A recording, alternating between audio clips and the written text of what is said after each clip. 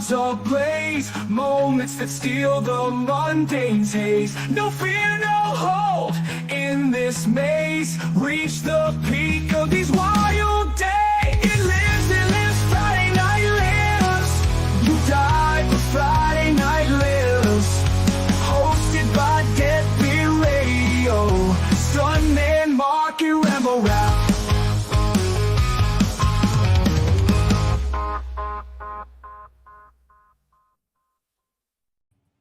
Hell yeah, boy. Isn't that song killer for some reason? It's got the best chorus ever, I think. I had nothing at all to do with that song, but it's killer. So welcome again. Friday night is all right for Frighting. We're here yet again.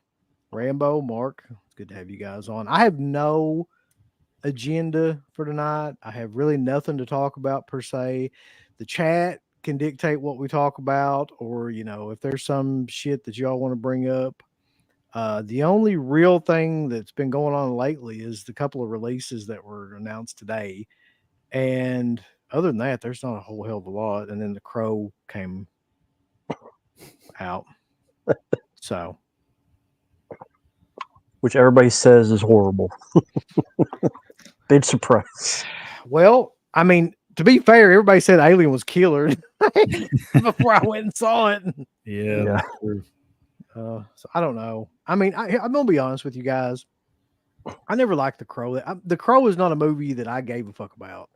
Like, I know it has a big cult following and things like that. I've seen it maybe once or twice. I just don't care. Like, it's there's some of those movies through time where you just like it seems like everybody like champions them, but there's some that just get away from you where you just don't give a shit about them. That's one of the ones for me, is The Crow.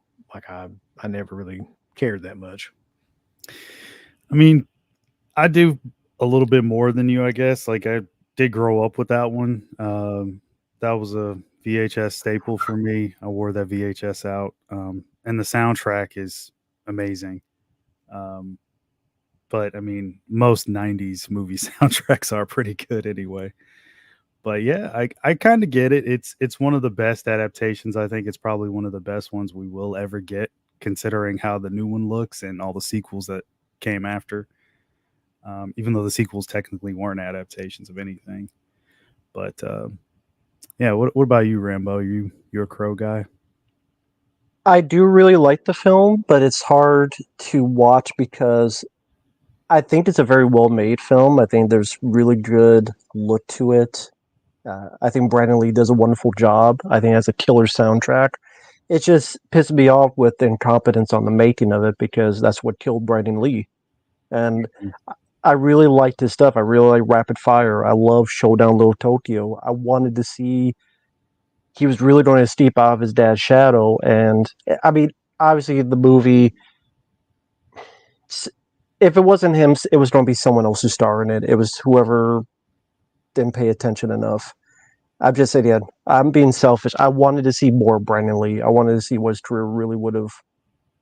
I really think he would have had a rich, successful career. I'm sad that we never got to see that, because I was really liking his stuff. It felt like that he was on the cusp of just blowing up. Like, right when he died, it felt like that was like when, and he like probably would have. Yeah, I mean, he probably, by all accounts, and he probably would have gone on to be huge. But yeah, he was just getting started. Yeah. Let's do the chat real quick just to see who all's in here. Before we really get started, we have Dirk's in here, Witch Hunter, the Mayor, Wet Movie. How you doing, guys? Matter of Pat. That's a good question. A Matter of Pat. We'll come back to that one at some point. Magic Hands, Thick Jim Brogu, DVB, Foz is in here, Jeremy Power, and Anthony's in here. How you doing, Tony? Carta's in here. You could see him. And Motionless Zombies already got a super chat, which says, I watched The Crow 24 and it makes Wicked Prayer look decent. Looking forward to that roundtable rant like y'all did for Romulus. Yeah, I mean, have either one of y'all seen the movie yet? Did either one of you like? Mm-mm. Okay, then yeah, I mean it just came out, so I imagine. I don't think you're gonna get Uncle Bill to go to the theater again after what No, happened with well, Romulus. here's the thing. Like, I'll go because I know we're going for Beetlejuice. Just because, like, I'm already telling you right now that that's going to be a nightmare, and I just want to be there. Like, it's like a car crash. Like, you just can't turn away from it. But the other one is Terrifier 3. We got to go for Terrifier 3. Yeah. If it comes around here, I'm assuming it will. It'll probably be bigger release than any of them, up to this point. Mm-hmm. I mean, we will go back, but I don't think I'll go back unless it's something to do with the show or something. I just don't. I mean, that was a mess. I'll say that. Vanderhoff's in here. He's always cool. Let's see. Alter Ego, bro. That's new. Thoughts on Michael Bay working on documentary? What? Yeah, I posted a link on the Discord. It's he interviews like a serial killer.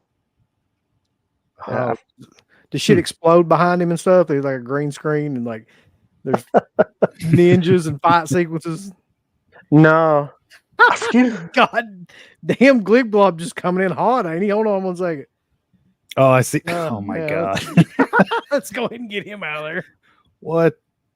Gligblob is the troll that keeps showing up in all the Oh. comments. And yeah. That's the first. I can tell you I've been back. How long have we been doing this, Mark? Like back as a stream? 3-4 years now? Mm-hmm. Just about, That's yeah. the first time I've seen that. And that is amazing that nobody's done that up to this point. It's just been that blatantly trollful. Yeah. Apparently CHH gets it quite a bit, so. Yeah. Oh, God. Oh, here we go again. This is going to be one of them things where I cannot get rid of this motherfucker. Yep. But the Michael Bay one, yeah, it's about a guy named Haddon Clark, serial killer. So I don't know anything about it, but I guess in like the same cell, like there's a guy who liked Jesus who beat the hell out of him in the same cell. Because I just wanted to get the devil out of him. I think that's his line. Well, I mean, sometimes you just got to beat the piss out of the devil. That'd be a killer tagline for one of those new exorcism movies. Yeah. Sometimes you just got to beat the piss out of the devil. How unfortunate is that we still have Flanagan on board with that franchise? Such a waste of his time. He could be doing something way better than that. There's no like saving that. That's not a franchise. I think we've said this a million times, but that's not a viable, bankable franchise. The Exorcist is it's not. There's no Jason or Freddy or Michael Myers in The Exorcist, right? Like you're dealing with more of a metaphysical kind of presence. You can't fucking make a franchise out of something like that. Although they did, and they all suck except for 1 and 3. Mm-hmm. And 3, I feel like it's more of an accident that it's actually good. But yeah. Michael Bay interviewing John Landis. No, he was making a joke. Serial killer. That's brutal. Yeah, that fucker. That'll be the next one. How much has Alien Romulus grown on you since seeing it? A lot. I really enjoyed it now that I think about it. And you know what's funny though? Honestly, I like one of my favorite review sites or whatever you want to call it is Critical Drinker. And today he released his review and it was almost identical to the shit that we were saying. Was like what he was saying. He gave it more praise than we did. Like from the beginning, like half of the movie, he said the last half completely fell apart. But I mean, I think we mostly said that too.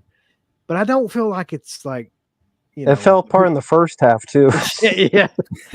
I just, it made me feel good to know that people are like not all just not seeing this, that there's actually these critics that are pretty well known that are seeing the same kind of thing we did.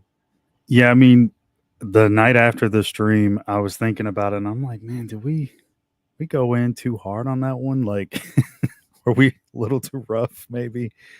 And I think I was an Instagram post about it because they do that for promotional reasons all the time where they give like a movie its own Instagram page and stuff like that. Yeah. And the majority of the comments were pretty much spot on to what we were saying. Like, this movie sucks. It's not worth it. It was a waste of time. I mean, yeah.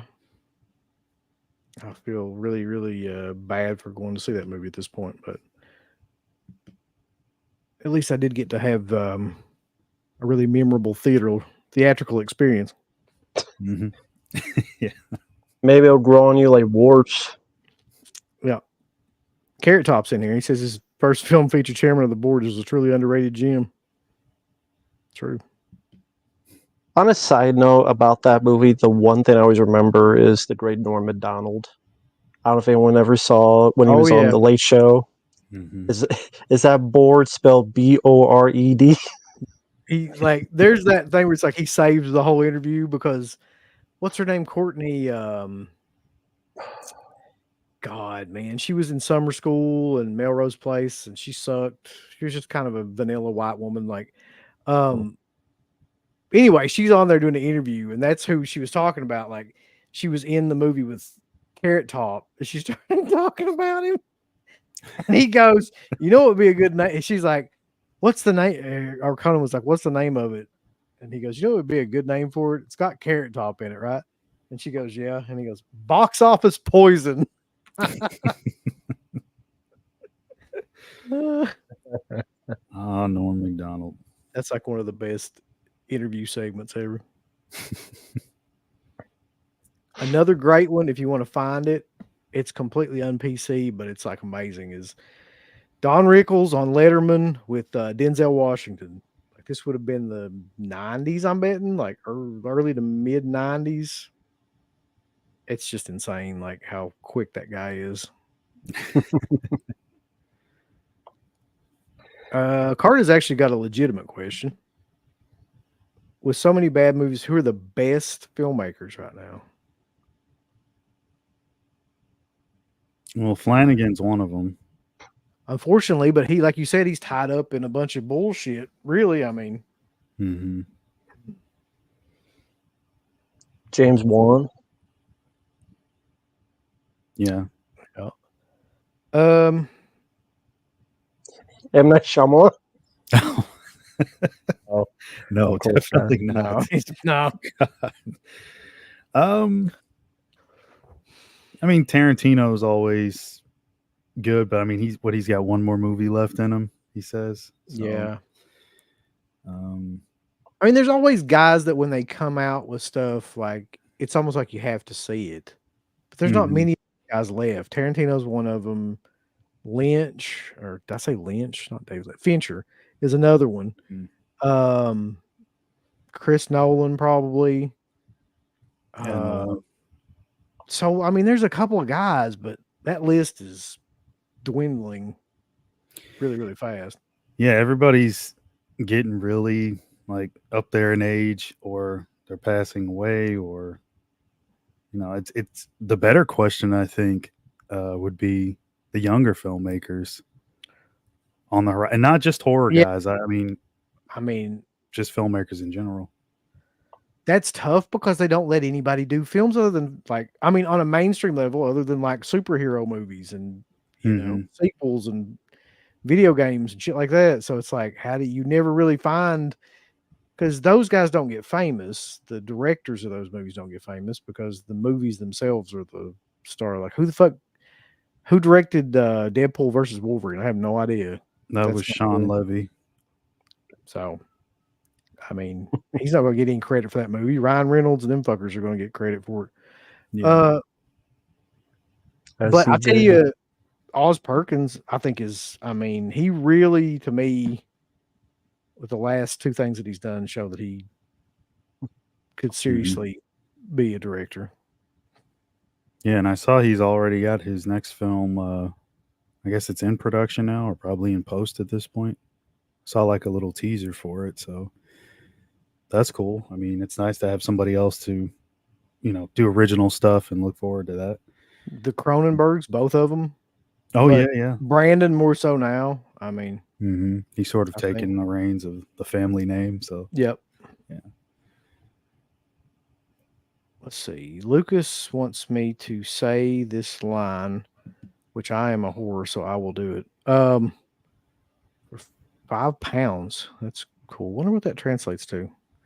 Roughly, probably about $6. Not for me. I'm not sure. Okay.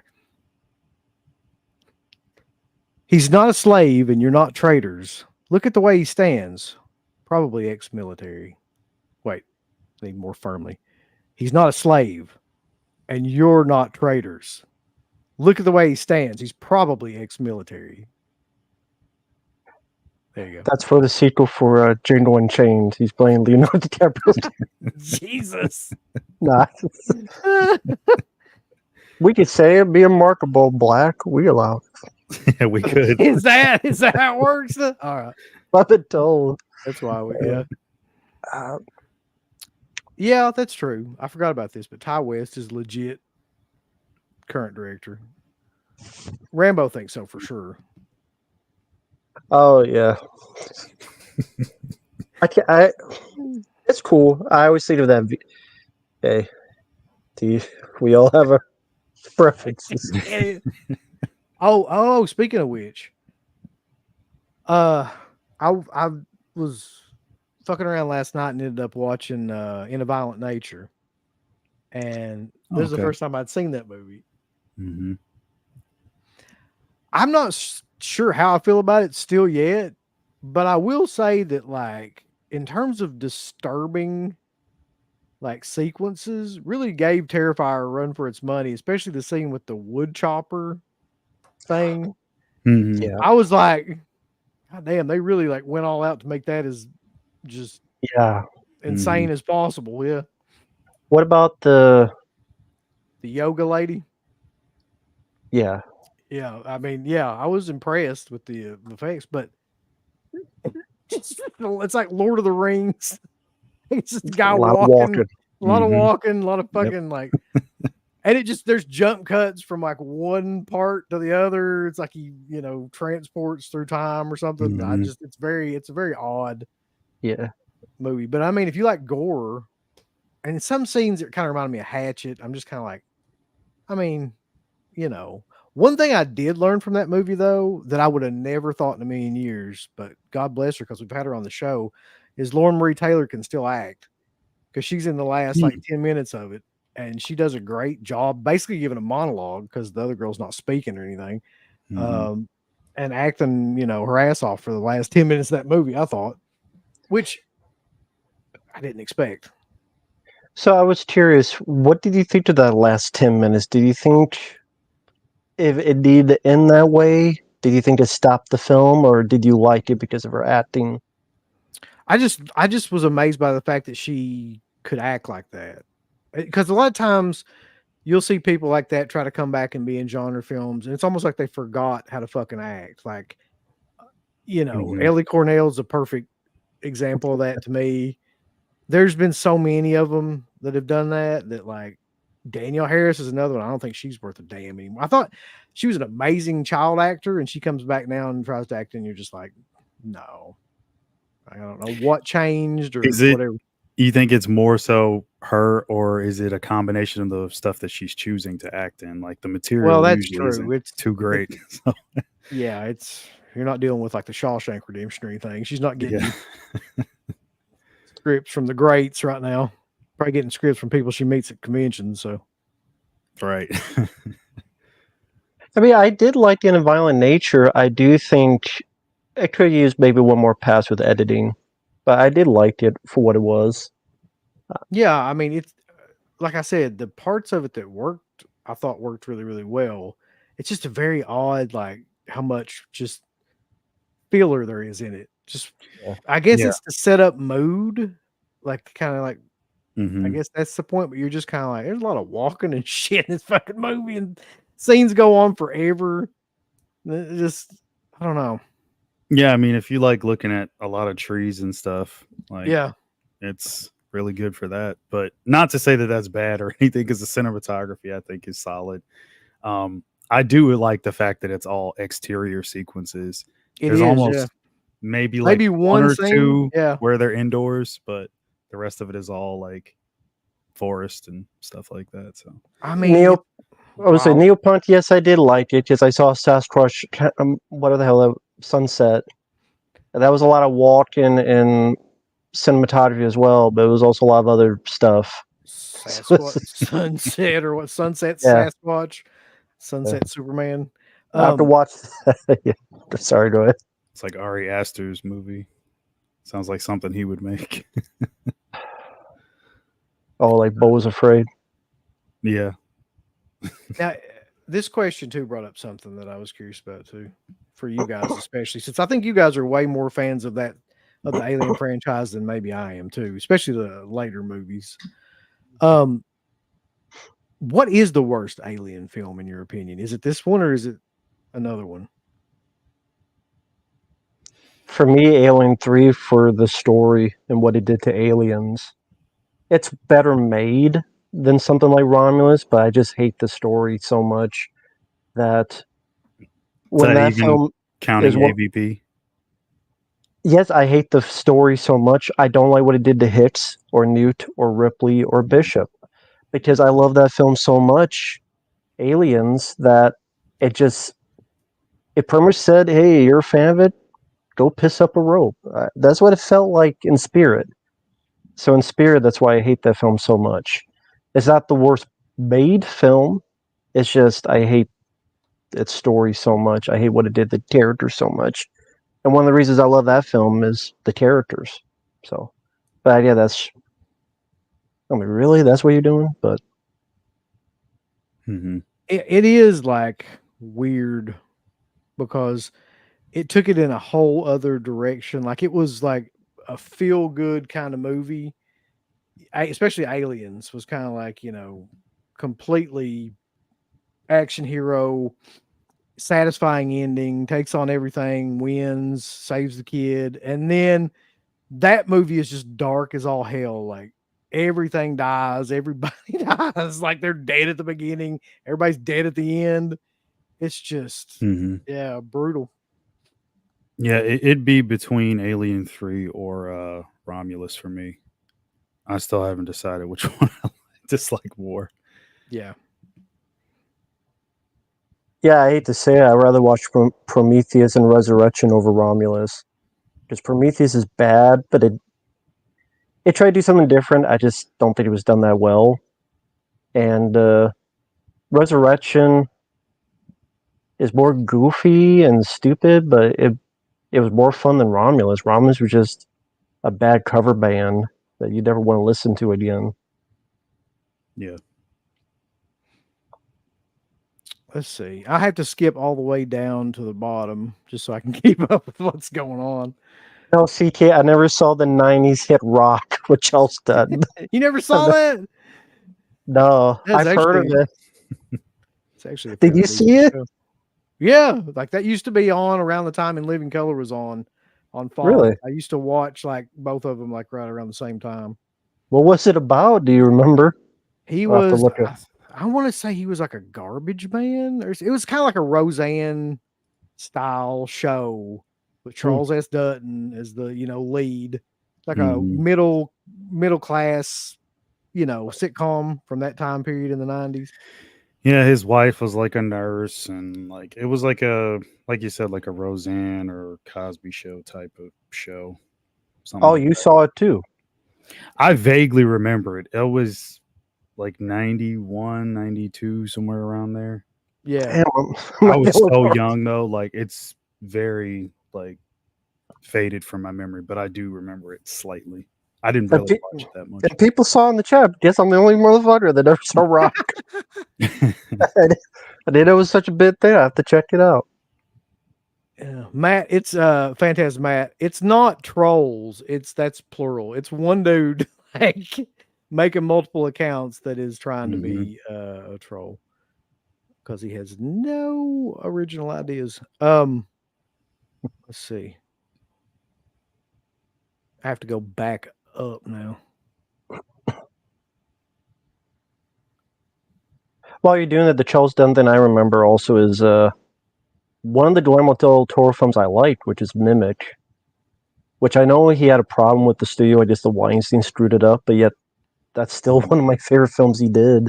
I do like Mimic. Saw that one in the theater. I never really had an issue with it. They did come out with that director's cut some years back, and I know that was at least a little bit closer to what he wanted it to be. Yeah, I like Mimic. It's fine. I mean, the effects are the CGI is dated for sure, but overall, it's still a decent story. Yeah. This is true though. The best Sasquatch movie is either going to be Harry and the Hendersons or Night of the Demon. Harry and the Hendersons, yeah, I love Depending it. on which one you like, yeah. I do like another one called Abominable. I thought that was pretty good with Matt McCoy. Kind of like Rear Window with Bigfoot. That was a good one. You're right. That the mid 2000s one you're talking about? Yeah, it's Yeah. Tiffany Shepard's in that. Yeah, Yeah, she is. Yeah, Yep. I remember that. That one wasn't bad. Yeah, this is another thing to bring up too. Dirk and Darren's new show Eurocrypt is on tomorrow at 8 p.m. Eastern time. I'm going to be on one of those shows soon. Not that one, but on another one coming up. Nice. Cool.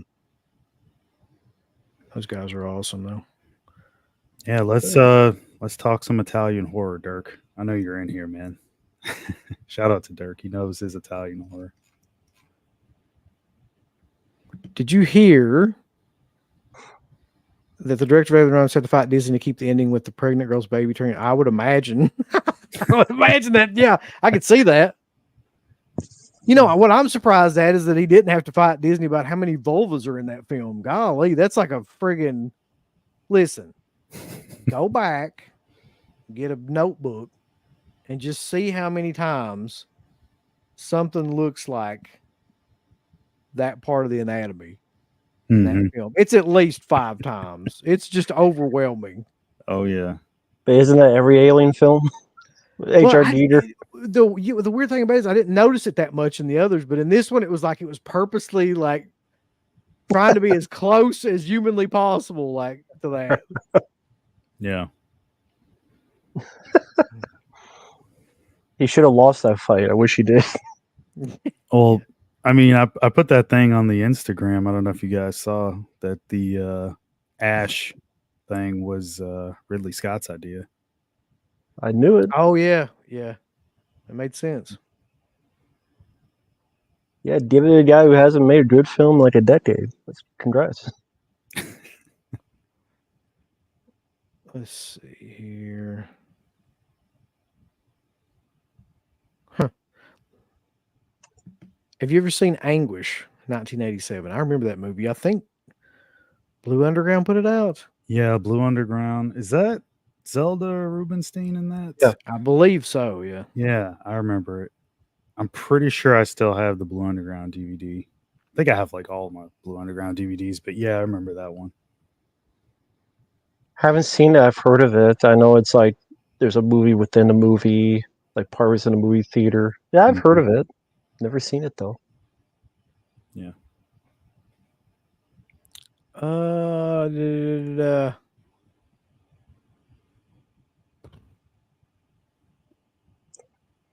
No, it's a shame I'm not ready for Bill Skarsgård playing another emo in The Crow. No, nobody's ready for that, really. Favorite Halloween film? For nostalgia Carpenter's movie. Just me personally. Yeah. Do what now? Carpenter's movie, the first one. Original, yeah. For me, it will always be Halloween 2. Maybe just that's the first one I saw, so I'm very nostalgic. But I just love the hospital setting. Maybe just because it remind me of Sound Rage in a good way.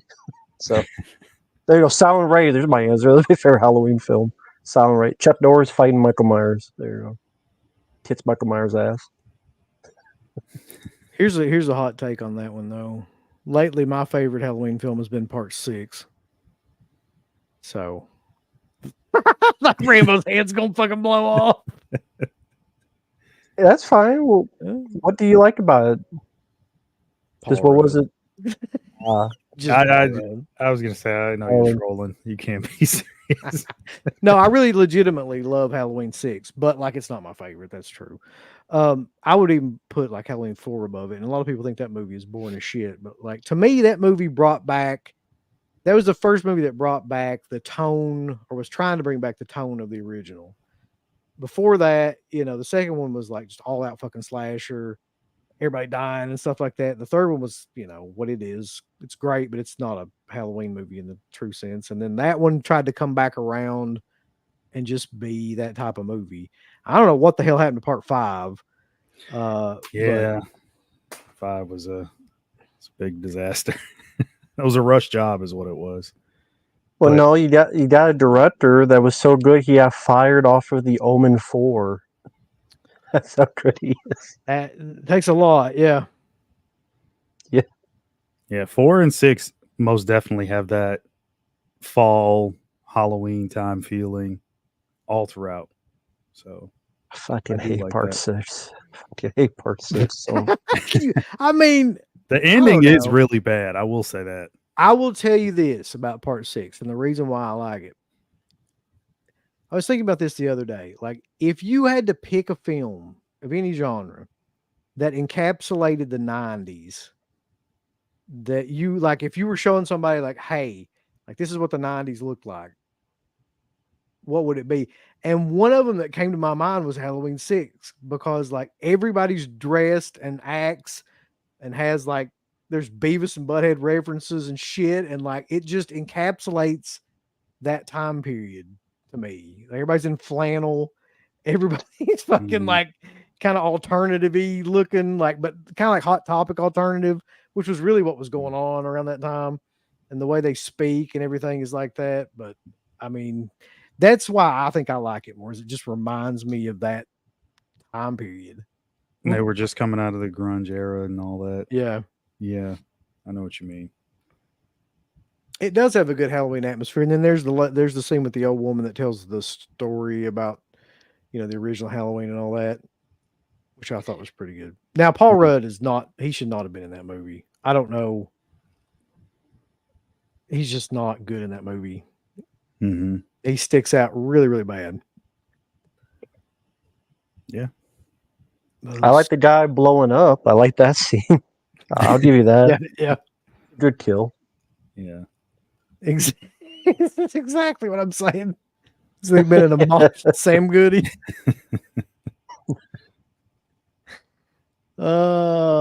Yeah, and actually, this is true too. Pet Cemetery 2 is a super 1990s film too.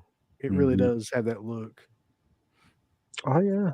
But what's a film other than in the horror genre that looks like it's from the 90s? Because I had trouble with this, like thinking of one where it was like, okay, like What do you say, like this horror or non-horror? just non-horror, like some sort of other Mm. film. One other one came to mind for me, but I'm curious what your guys would be. I would say like Clerks and Mallrats. I was gonna say Mallrats was the one that immediately came to my mind. Yeah, for sure. Empire Records, that's a Oh, yeah. great hit there, yeah. Hmm. Very 90s. A couple people said that. Hackers, Oh yeah. yeah. Airheads, that's true. Clueless might be one of the ultimate ones like that too. Yeah. Yeah, More Paul Rudd. yeah. How come Paul Rudd was in everything around that time? Yeah, he was blowing up. Wayne's World for the early 90s. Yep. Somebody put What's Eating Gilbert Grape. I mean, kinda, yeah, but that movie's yeah. Encino Man, Can't Hardly Wait, Spice World. Can't Hardly Wait's a great call, that one. That one is very 90s, late 90s though. Yeah, late 90s for sure. Yeah. Freeway. Freeway to me is just it exists in its own world. It's in its own world, yeah. Yeah. Oh, Grogu's back. Guess who's back? Grogu's back. Johnny Mnemonic's Strange Day. PCU. That's a film Hmm. that I love that never gets talked about at all. And like, I'm not a fan of that guy at all. What's his name? Jeremy Piven. Oh yeah, I'm Hmm. not a fan of that guy, but like he's great in that movie. That's probably the only thing I've ever really liked that guy in. That and maybe Entourage. no, what's the movie with Dennis you know what I'm talking about, Mark. Judgment Night. Oh yeah, Yeah. definitely. Yeah. Uh, You guys owe it to yourselves to watch Entourage, at least one episode.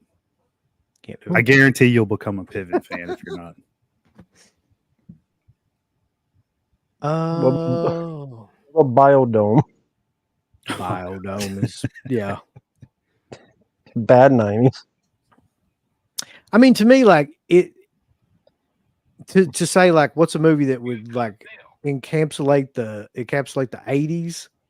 That's easy because it's like every John Hughes movie. You could just name like all of them, Good. but then the 90s are harder for some reason. Like to pick the one film that like completely. To me, if somebody asked about the 80s, I would just say The Breakfast Club. That to me is like the ultimate representation of the 80s in Mhm. terms of like, just everything really, or Valley Girl or something like that. Like, Mhm. but for the 90s, it's tougher to me. And I don't even know what the hell about the 2000s. Does the 2000s even have an identity really? Like, Yeah, Fear, kind of. fear.com. yeah, that's it. I I can't think of what identity of the 2000s were. Like what? That's another thing that I think about with music too. So I think that I swear to you, I believe this that the 90s grunge scene was the last big change in like rock music. And Mhm. everything after that has just been some reworking of other kind of ideas and things like that. But like, nothing really like big came along and changed the face of music after that. It just kind of went through one crappy, watered down phase after another. And in the 2000s, How dare you not mention Creed changing the face of music in 2000? I mean, they changed the face of people going, oh, yeah. They did change that.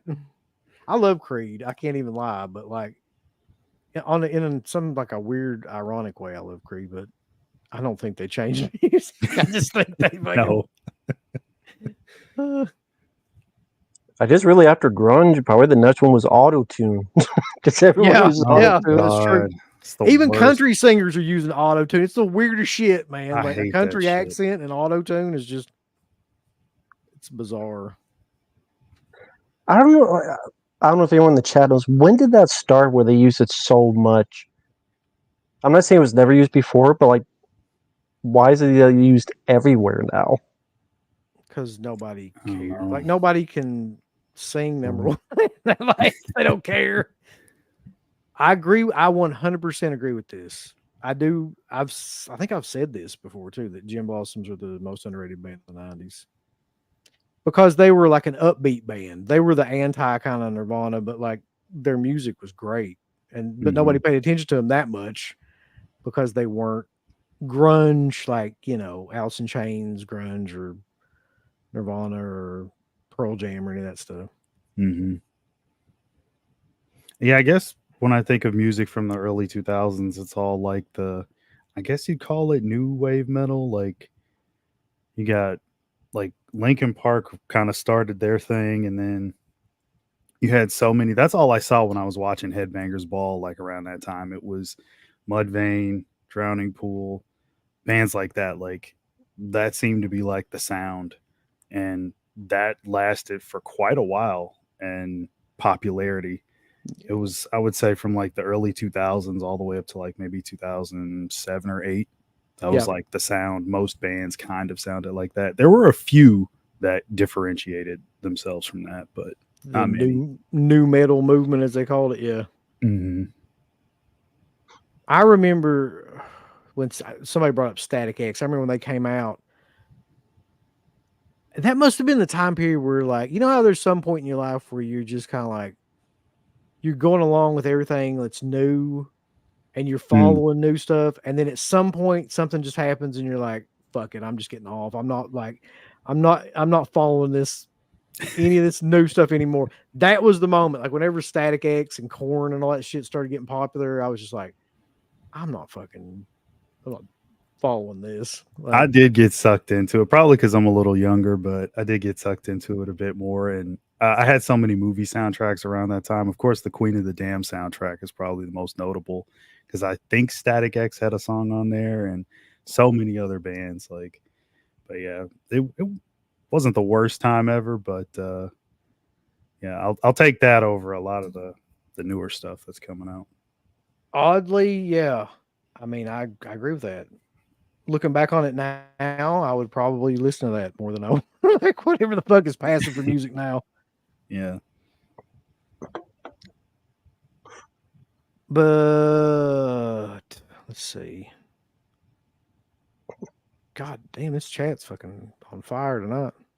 If anybody's curious, we have a bunch of people in here, over 170. Nice. So thank you all for coming in.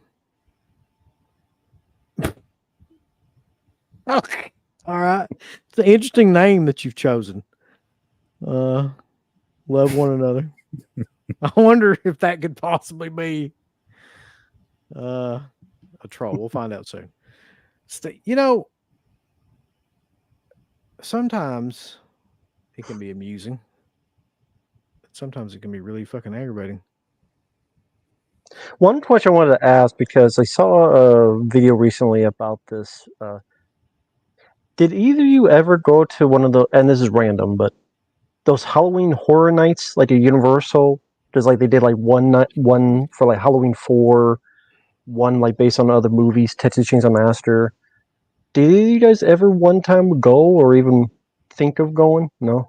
I had planned No. on going this year. Honestly, we'd already like Really? made reservations and everything like that, but like I don't think I'm going to get to.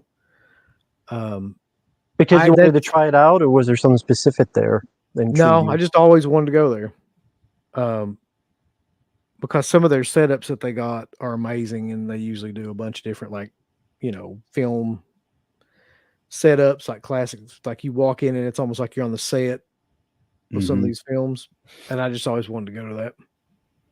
Yeah, somebody that I know did frequent those almost every other year, and he would put it over like crazy, just like how great it was. I never got to go though. I always wanted to, just haven't been. Was Davey, there? thank you for the what do they call these nowadays? Super stickers. Yeah. Appreciate that. Was there one that you heard of that you wish you could have gone to specifically? Well, I remember looking at some videos like, oh wow, there was one for The Thing, Yeah, and there that was was one that for was a others. big one. And Mhm. Okay. House of a Thousand Corpses, they had one for that too, and I always thought that looked killer.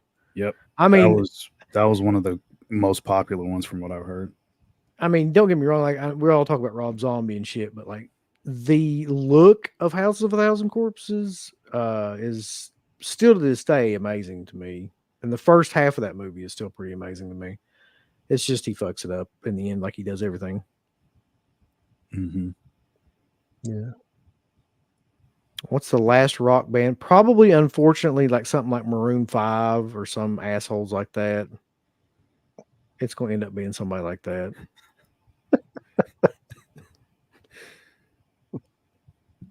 Well, somebody had a quote one time that fucking killed me.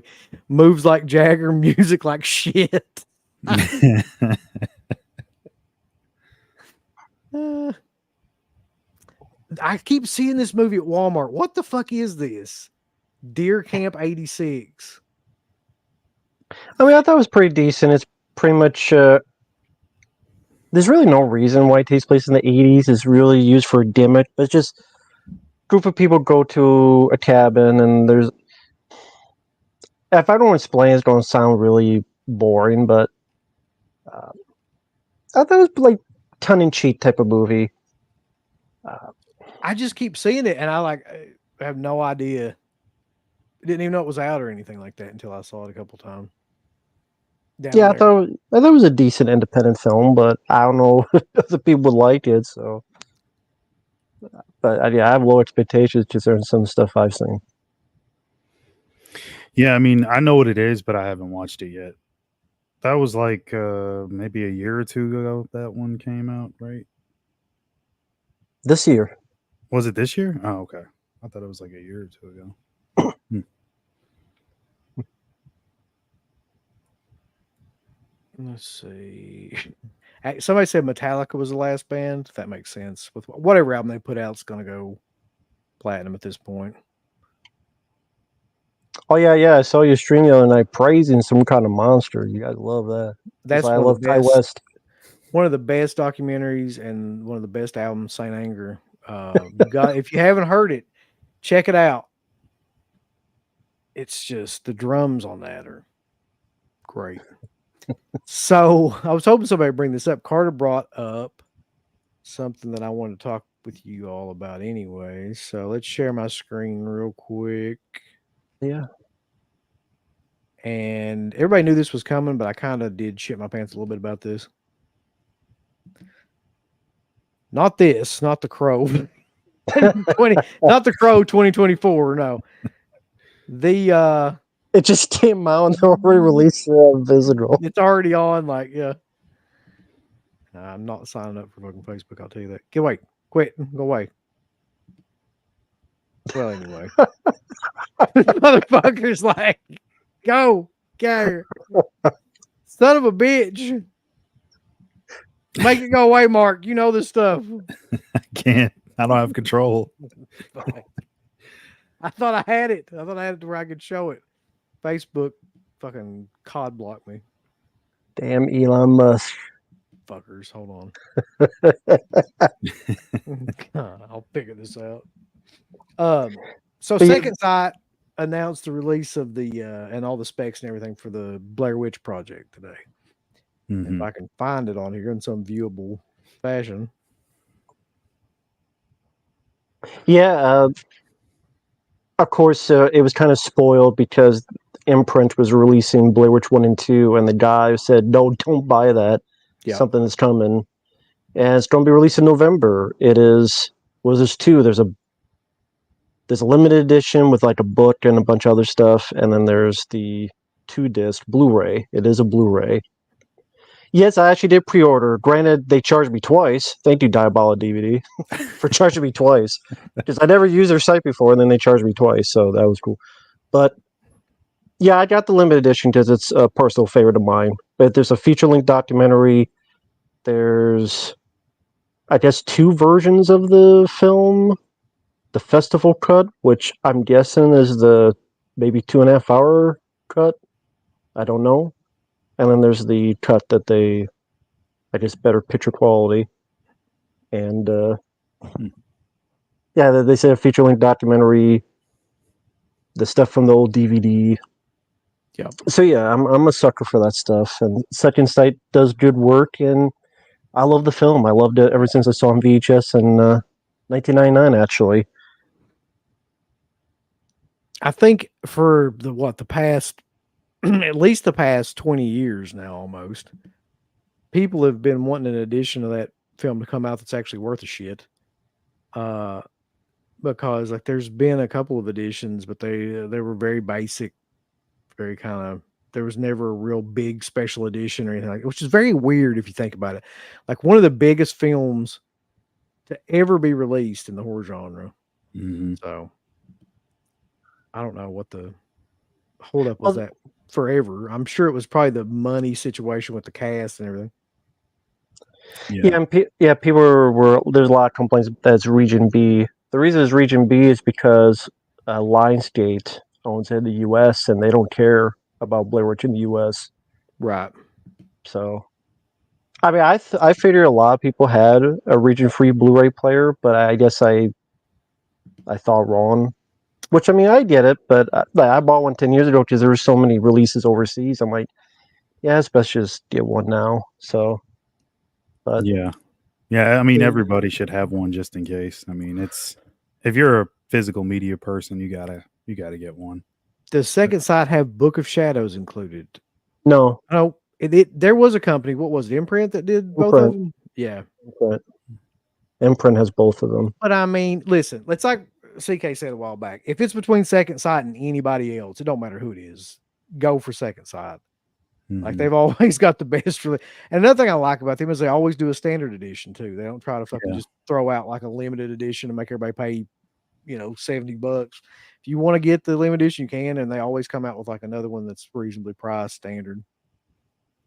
Although they do sort of have a run for their money with the late night with the devil set. Like, if you Oh, guys have yeah. seen that, right? Yep. I saw that earlier today. Looks awesome, but I think I like the umbrella set more. I'm pretty sure quality wise and all that, the transfer is probably going to be better on the Second Sight one. But I don't know. I really like that umbrella one. I think it's got a lot more stuff to it, a lot more stuff in it. And I just like the artwork a bit more. But the Second Sight edition is really, really good too. So I mean, they don't fuck around with their stuff. Mm-mm. So here, I'll go ahead and just show it like this because I don't have fucking. No matter what I do, it's not going to let me like zoom into this to any of these unless I sign up for this shit, which I ain't fucking doing. Got Man of the Year over here. But there's the Second Sight Blair Witch right there with the book and everything. The little manual, all weather notebook. Mm-hmm. I rarely do that stuff, but I did get the limited edition because I like to read that book. It's like almost 200 pages. I'm curious of the stuff. At least it's a book. It's not a pen or something I'll never use. Give a shit about a pen. What about stickers? That's true. Stickers. What about holographic stickers though? What about that? Stickers on my trapper when I go to school again. A book though, I would love to read the book. So, like Umbrella, it's a different company, but they had the Super Mario Bros. That book is excellent. So, with that book's like, oh no, it's Trick or Treat. No, somebody asked about Trick or Treat. All I can say is just direct your questions about Trick or Treat's release over to Michael Felser. That's all I'm gonna tell you. No, we don't know what the fuck's going on with that. No comment. Yeah. We need to review The Legend of Hillbilly John. There's a guy around here that's actually kind of like his name was Rebel John. And that's not a joke. So it's not far off. Like, well, I guess either that or that Hillbillies on a Haunted House or something. Yeah, I want to see that. I really do. Is there any of these other releases that interest you, or just the? Well, okay. Would you buy the Blair Witch? Not the limited, but the other one from Second Sight. Both of you. I'll definitely buy the limited edition. Yeah, I'm just a sucker for those packages. Like I got that.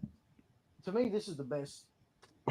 I showed you all this, but this is the best packaging. Oh that yes, anybody does is the Your Next. Like there's not really a comparison to me from the way Second Sight does stuff to the way even like Severin does stuff. For comparison. Oh, the opera. It's all the way over there, but yeah, I've got the opera thing over there. But it's just not as good. It's not as well built. It's not as like that. You can definitely tell the material is not as good as it is with Second Sight. Like there's not. Is it a like digibook fold out thing in there? Yeah, you know it is. Oh, okay. Yeah, cool. I haven't even opened mine yet. It's over there, but I just haven't had a chance to break the seal on it. Same. Oh, you haven't opened it, so now you can review it. That's what they usually do. That's true. So, if I may ask, if you can, what would be your favorite Second Sight release? Like, if you had a number one favorite that they've done. Jesus. I mean, it's gonna be The Hitcher. Okay, that has come out been done. Yeah. There's been two I can think of that have been great. I mean, pretty much all of them have been great, with the Mm-hmm. exception of maybe two I could think of that were kind of like mediocre. But like the Texas Chainsaw Massacre one and the Dawn of the Dead one, yeah, Mm-hmm. it's hard. Yeah, it's hard to beat. And what were the Those- two mediocre ones? Martin. Martin Mhm. and High Tension. High Oh, okay. Tension was so fucking dark that you couldn't like. Really? Yeah, it's so dark. The fucking oil light in my car came on when I tried to put it in. Like that's how dark that fucking Yeah, movie the was. blood was like almost black or something. Yeah. It was a little rough. So AVPR. Yeah, Pretty much. yeah, it looked like that, kind of. Wonder what happened. So let me see if I can find Imprint's version just to compare Mhm. on here.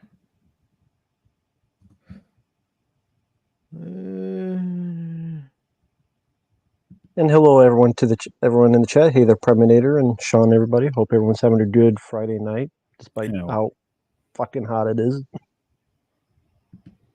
We're all gonna melt. Be like Razor Lost Art. Yeah. Face just melt off. Yeah. I'm still surprised they got PG for that. I mean, it's Steven Spielberg, so I shouldn't be surprised. But that's still pretty damn gory when you watch it today. Yeah. Heads exploding. Well, I guess he was just able to, his name was on, he was able to get away with that because that's like the scene in Poltergeist where the guy's ripping his face off, but that's PG. So wouldn't you know though that Imprint, it's kind of funny, is having a sale on their Blair Witch set probably because this just came out. So check this out. Let's compare and contrast here. It looks killer. I'm not gonna lie, still, but this is the Imprint set. Mhm. Yeah. It's on sale right now for $69.95 Australian dollars. How much would that be US? Fuck Rambo. Why you Probably gonna ask like me? 80 something. Math And with question. shipping? Shipping is going to be like 180. The shipping is ridiculous over there. Hold on, let's find out. I'm gonna convert this into Australian. I mean, that'd be tough to get just for Blair Witch 2. Because, again, there are no new features on this, from what I understand, for Blair Witch 1. Again, it's all going to be on the second site. And so if you're buying this, you'd be buying it for the second film, and that's a lot of money for one movie. So, okay, according to this, 69 converted to US dollars is 47 US dollars. Is it really? Really? Am I Okay. losing my fucking mind? Or yeah, that's what it says. Better than I Knows thought. anything knows anything about Australian? Dirt says Aussie is Australia. cheaper. Yeah. Hmm. So yeah, that's $47 right now on sale. If this is Okay. panning out right. Isn't Umbrella Australia? Yes. Yeah. Why the fuck does their stuff not convert over the same way it's usually more? I don't know. When you're buying them all, Mark, Well, Yeah, that's true. maybe that's what it is. you're buying 5 of them. Yeah. So this one has a new audio commentary by the author of 8 Days in the Wood, The Making of the Blair Witch Project. It has a new interview with Joe Berlinger for part 2. This is the big thing about the Imprint when it comes with the Book of Shadows, Blair Witch 2. So it's got a new interview with him, who we actually interviewed on the show years and years ago. New interview with the director of photography. Some new special features that they say they haven't announced yet, which is kind of weird, but I'll be honest with you. I'll probably get that too because I'm a mark for Book of Shadow, but Sure. I mean, all this shit. if they could do the same thing Second Sight's doing, I'd probably get it if we could get his cut, like the full uncut version of Book of Shadows. I'd like to see what he was originally going to do with it. Yeah, let's see. Is anything like that mentioned? It's probably not yet. I doubt they would be doing that. It says to be announced, or Yeah, to be TBC, whatever the hell that is. To be continued. I don't know.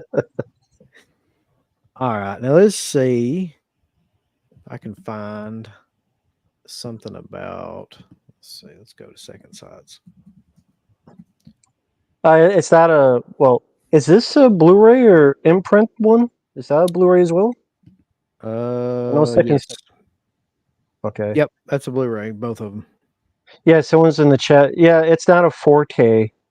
The second sight one for me as a fan, I'm interested because there's a different cut of the film as a full-length documentary, and they went back with the picture quality as well. But the other cut and the feature-length documentary and the book, I'm interested in that because, like Uncle Bill has said, the film's been really ignored on home video.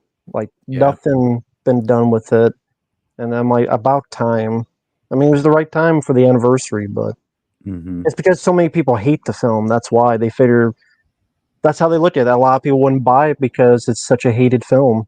So they look at it, I think, in that fashion. But I guess someone finally went, hey, the anniversary, there'll be a couple people like me who buy it. Yeah, I mean, I've had that artisan DVD set for like maybe it feels like 20 years or something. I didn't get So anything since then. So I have two. Here is. It's only $50. That's pretty crazy. Yeah. I mean, they're usually. If you bought that from Saverin, it would definitely be $70 or $80. So I'll just Yeah. say Yeah. that. Like 5052, the Blair Witch limited edition, 2-disc Blu-ray, pre-order, yada yada yada. Yeah, with shipping it was 57. Well, for me, 114 because they charged it twice. But it was 57. That's a good deal, $57 for all that stuff and a book. And Yeah, so here's the big new change here. The 2-disc edition includes restored and remastered the original theatrical cut and the festival cut, plus the original release version. So that's what everybody's shitting their panties about, I'm pretty sure. Restoration from the high videotapes and 16 millimeter film elements, supervised and approved by the producers and directors, but not the cast, who are going to hate that shit. That's one thing you'll notice is not on here is anything from the cast because they're still I would assume they're in the documentary, though. probably a new feature length Oh. second sight films production. I hope so. Anyway, there's a whole, but for people that don't know what I'm talking about, there was a whole big thing about the cast requesting royalties and a bunch of different payments from like years and years of years have been used in the movie and not getting paid. I have no idea what the legalities of that or anything are, what kind of contracts they signed, if they deserve any of that money or not. I don't know. I just know that they're all doing conventions and stuff right now, and you know, Mm-hmm. I kind of agree with this. Did you guys see this too? I'm going to bring this up in a second. This was kind of my sleeper thing from the last couple of weeks. The Wilder Pryor set from Indicator. Oh, I didn't hear about this. Didn't know about it. Hold on, I'm bringing this up because this is killer. I mean, I've seen no, hear no evil on Blu-ray. That's my favorite. Yep. I didn't know they had the others. That's cool. Well, it's not all of them, but it's 3, I think, of their films. Oh, okay, so I'm guessing Silver Streak, Stir Crazy, and See No Evil, Hear No Evil. Yep. That's very cool. I don't know how I feel, by the way, about Indicator's packaging, but Really? well, you'll see what I mean. They all look the same. They all look like this. Oh, Mm-hmm. I don't know how I feel about that. Like that's the way my Bruiser 4K came, Yeah. like in the same kind of like. It's very odd, but it's a retro kind of look. Another You? Fuck. Yep. Stir Crazy. See no over here, no evil. Another You. So I was being nice. I thought the good one would be on there, not Another You. That's sad to watch for those. Just watch the trailer. That's when Richard Pryor was just too far gone. He couldn't do anything. Yep. It's very depressing. God, why that one? But I guess the rights. Fuck. Probably. Well, I'll pass on that. I got my favorite on Blu-ray, See No Evil, so I don't need Another You. See No Evil is highly, highly underrated. I used to watch it all the time when I was a kid. That's one of my favorite comedies. You swear an awful lot. You fucking right, swear. $34.99, by the way, pounds into US dollars is $39. So that would be about $40. That's and this is this a Blu-ray? Yeah. I think they're all Blu-rays. Hmm. Let me see. Because again, some of these are on Blu-ray, so I'm wondering like what's the Yeah. difference? Let's see. Indicator limited edition Blu-ray. Yep, box set special features. High definition remasters, original audios, audio commentaries with some sort of journalist you don't give a shit about.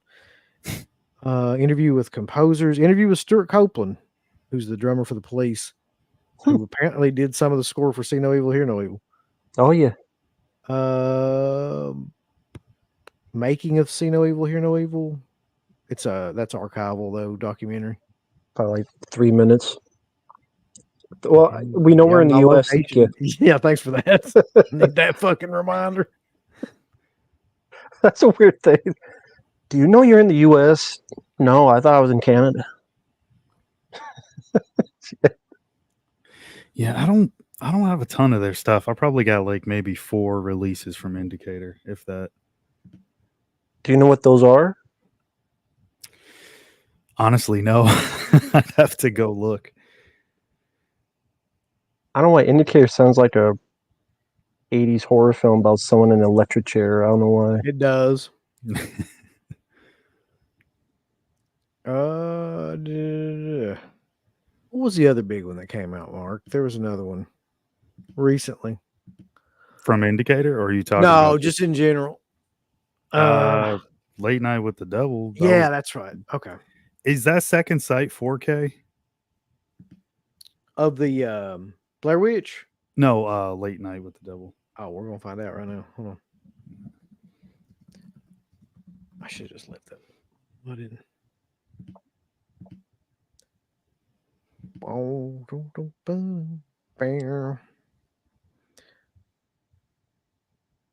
Yes, it is 4K. Pre-order is available October. It'll be available October 28th. Okay. Let's see. I'm gonna bring it up here. Damn it. Oh man, I really don't want to have to double dip on that because You're gonna double dip on this. I don't think the guarantee it. Umbrella one is 4K. I think that's only Blu-ray. I got the Umbrella set. I ordered that probably like 3 months ago, maybe. Indicator sounds like a mediocre thrash band that only put out one EP. It really does. Indicator and Annihilator on tour right now. With Destroyer. Yeah. Boba Fett says it is not 4K. Oh shit. Well, the Second Sight one is. I know that. I'm looking at it. Are you talking about the other one? Yeah, the Umbrella one. Yeah. Well, Umbrella really doesn't do that much 4K, do they? Like the more recent movies they did do, like what was it?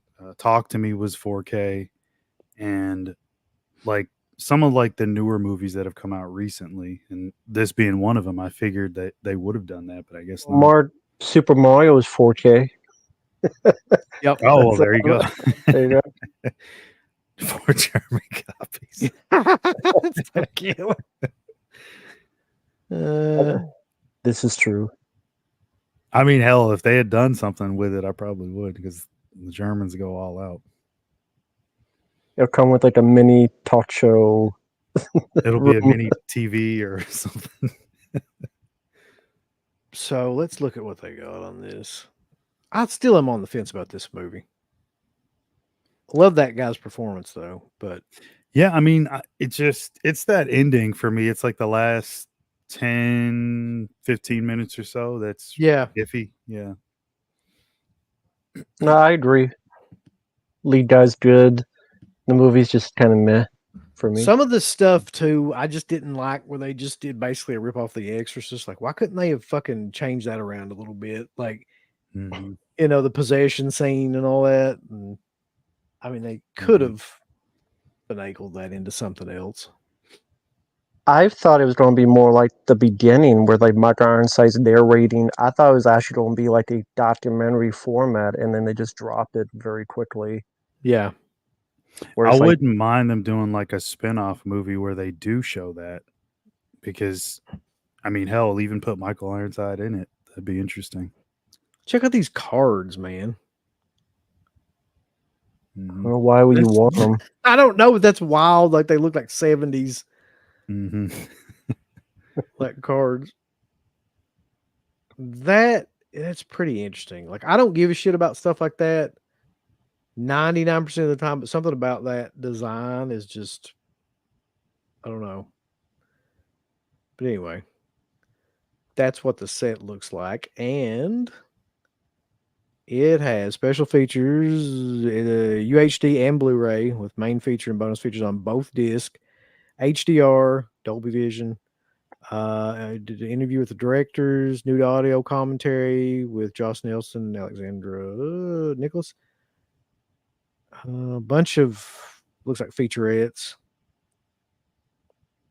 It has a rigid slipcase, Mark. It's rigid. Oh, I'm excited now. I know you would be. Can't wait. 120-page book, behind the scenes images, storyboards, and new essays. Oh, you gotta love them fucking essays. I'll sit down and read those tonight. Yeah, I mean, I don't know. I think I liked it. I mean, if it's a movie I actually care about, of course. Like Mhm. Umbrella did Mario, I look forward to the one on Blair Witch. Which is, if you don't pay that much, then a book to me is a lot more merit than a damn sticker that I'm not Mhm. going to stick on my ass, let alone on a trapper or any. Like, you don't throw the stickers away, you don't throw the pins away. Because you don't walk around with a pin. It's like, look at me, I bought the Blu ray. Look how Yep. special I am. Yeah. And then someone's going Well, to punch you in the face. imagine there has to be somebody out there that's got all them pins on like a hat or something. That'd be so killer. Meet that guy. It'd I'm be a like, pin enthusiast. it'd be an office space. They got all the pins, like, all over, All the flair, yeah. all the flair. Just Uh, sorry, go ahead. go ahead. Oh, I was gonna say, just for comparison's sake, would you mind bringing up the umbrella one? Yeah. Okay. Because like Let's they not talk about the Second Sight Crow. has 2024. presentation all day. I mean, they know how to do it. It looks good, but oh man, I don't know. Okay. Australia, here it come. Are they releasing Terrifier 3 or something? Who Umbrella? Umbrella, yeah. No, but they did do that huge set for Terrifier 2. I think it's called the This Is Art collection or something. Pretty sure that was them. That's wild. They got Terrifier 3 on the site. Yeah. It's like the first thing Mhm. you see when you Hmm. log in there. They'll probably do another big release for the third one. That's probably why. Where in the frig? Well, I don't want to go look up Terrifier 3. Thank you for that, but it's not what I'm currently trying to find. I'm scared to death what they're going to do with that movie. It's terrifying to me, man. Like, Yeah, and feel I think he said like he was a bit more hands off on the effects. Like he got like a big effects team. I think somebody in the chat might know. Correct me if I'm wrong. I know Tom Savini visited the set, and I think some of his people were doing the effects this time. I could be wrong, but I'm really? pretty sure. That's what he said. Like he was a bit more hands off this time, focusing more on the direction and stuff. Wow. And letting like well, they had way more money for this one, so Yeah. yeah, they had a big team come in. Let's see. There we go. Get the 4TM convoy. Shit. Is that the convoy I'm thinking of? Chris Christopherson, the song. Yep. Sam Peckinpah was on heavy drugs.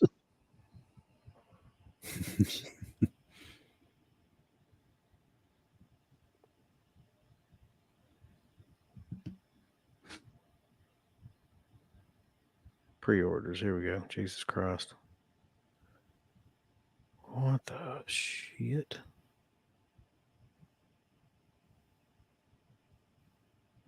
You know Love what? one another. What do you like? Yeah. I mean, I can understand if you don't like Terrifier. That's fine, but let's get some more positivity in the chat, man.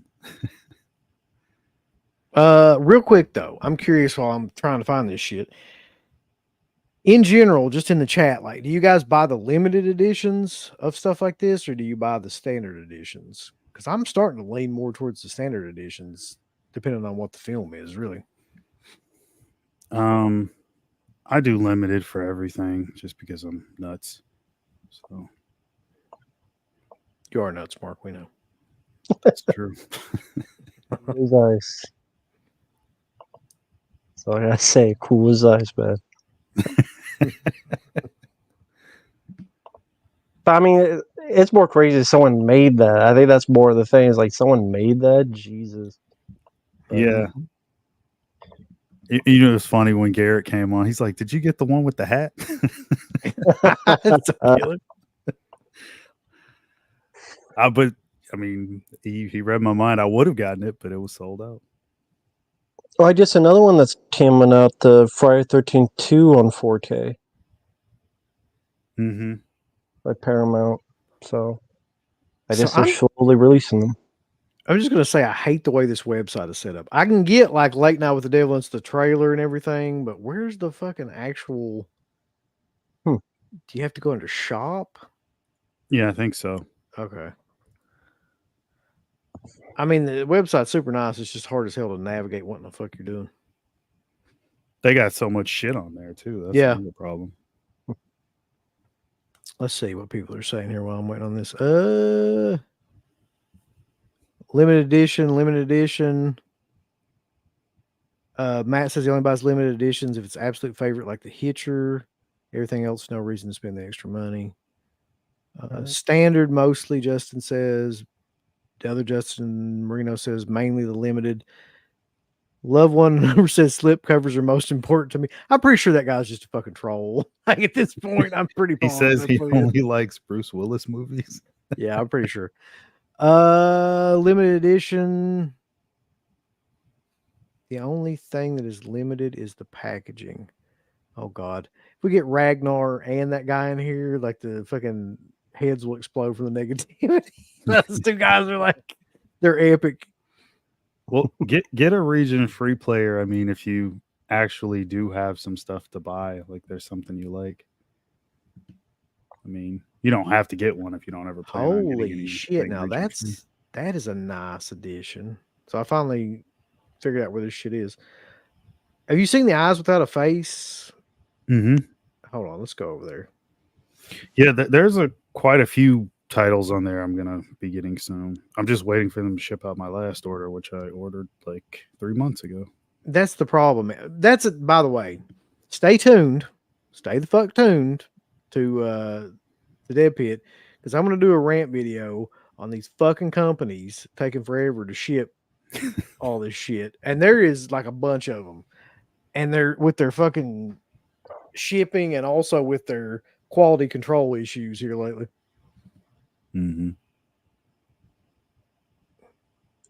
Some of that shit's ridiculous, man.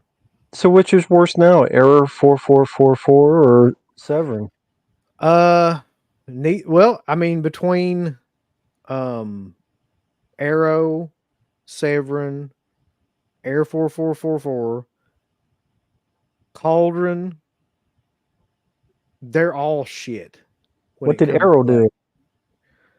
That fucking York Garrett set got delayed, and they're already fucking talking about replacement discs and all this shit. They've been fucking up lately, from what I've heard, with some of their like prints on discs and stuff. Of course, that was the one thing I ordered, but some stuff. It always works out that way. So it's the one. Yeah. God. Bunch of pearheads. I can't wait for that rant. That'll be a fun rant. Fuck them all. That intruder set is killer. Looks nice. I'd like to buy that. But It does look nice. I love that movie too, but who put that out? Was that Synapse? Synapse Films. Yep. So, like, I mean, the Blu-ray of that's gonna. That's not a 4K, I'm assuming, right? It's a Blu-ray. Blu-ray. Blu-ray. Blu-ray. I mean, it's not gonna looking better than Synapse. It's just not. No. Yeah. Cool that they have the work print on it. Let's see what else. House of the Devil, Caligula, Irresistible. Is that the standard edition? Yeah, Intruder Blu-ray. Yeah.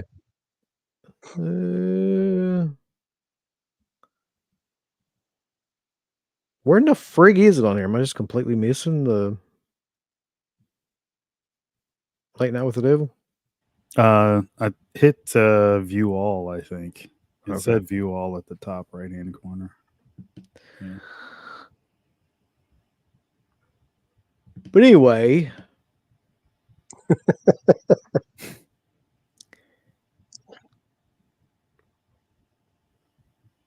yeah, there has been a lot of stuff announced here lately. But I'm gonna be honest with you, like I thought there would be more stuff announced by now. I mean, it's pretty much like all these are coming around about Halloween, Mhm. and that's like the prime Oh yeah. time to be releasing stuff. So Well, do you think they'll anyone try to in September try to compete with each other to announce the stuff? They don't wait till September last minute. probably, Yeah. They usually do. More Hmm. stuff is announced in September usually. yeah, that'll be when Trick or Treat gets announced. Guarantee it. Well, maybe. Yeah.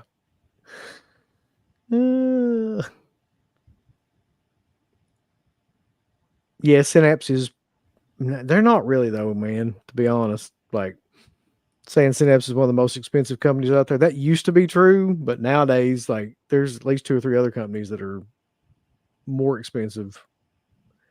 Stream Factory is more expensive, honestly, for what you get out of it. Hmm.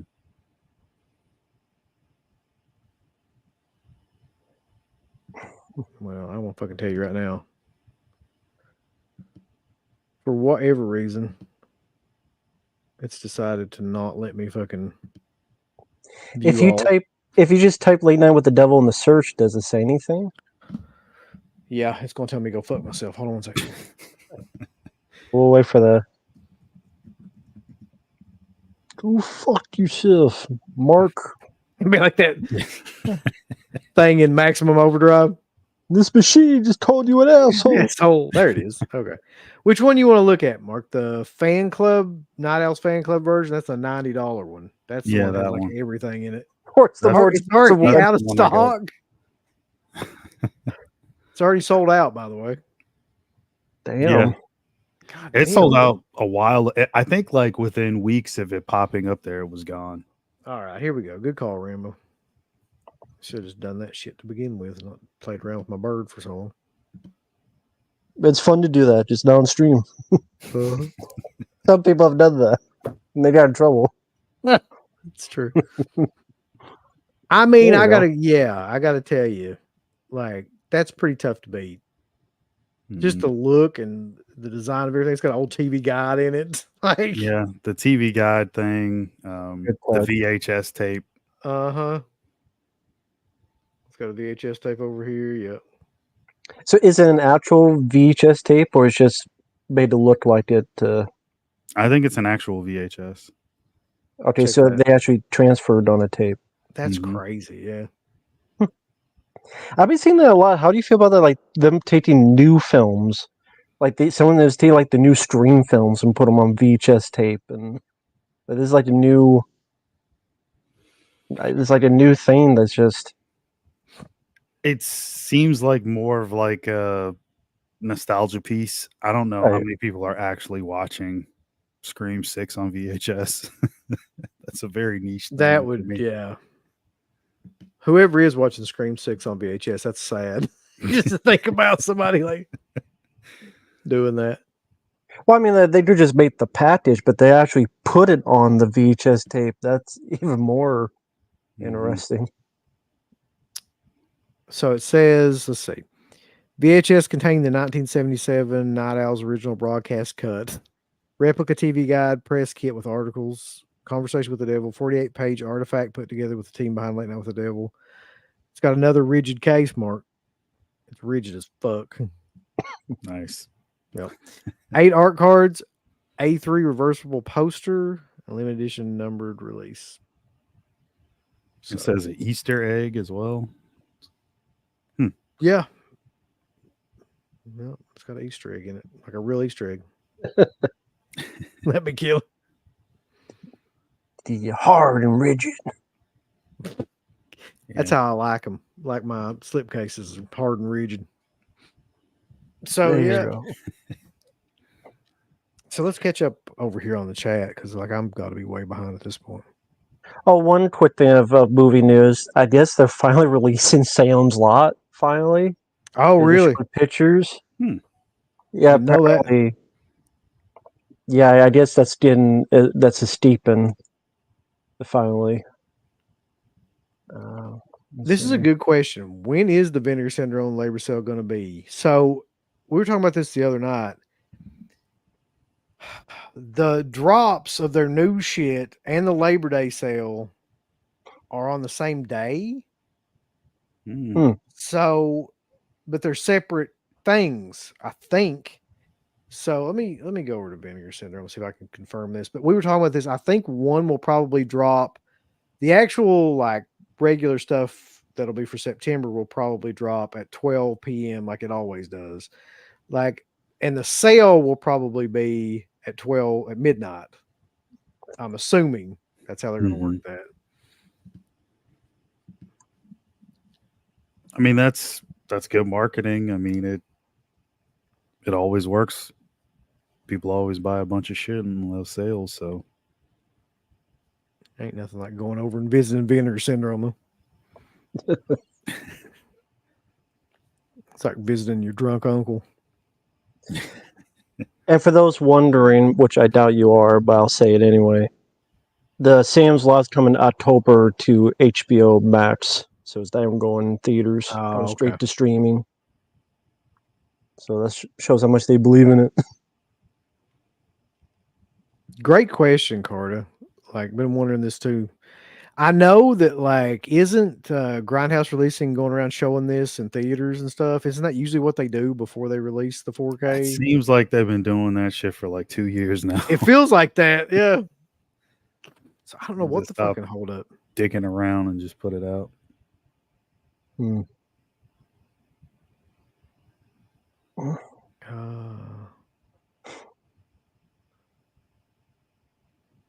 No Phantasma. I don't know anyone that says, "Oh, I love them lobby cards."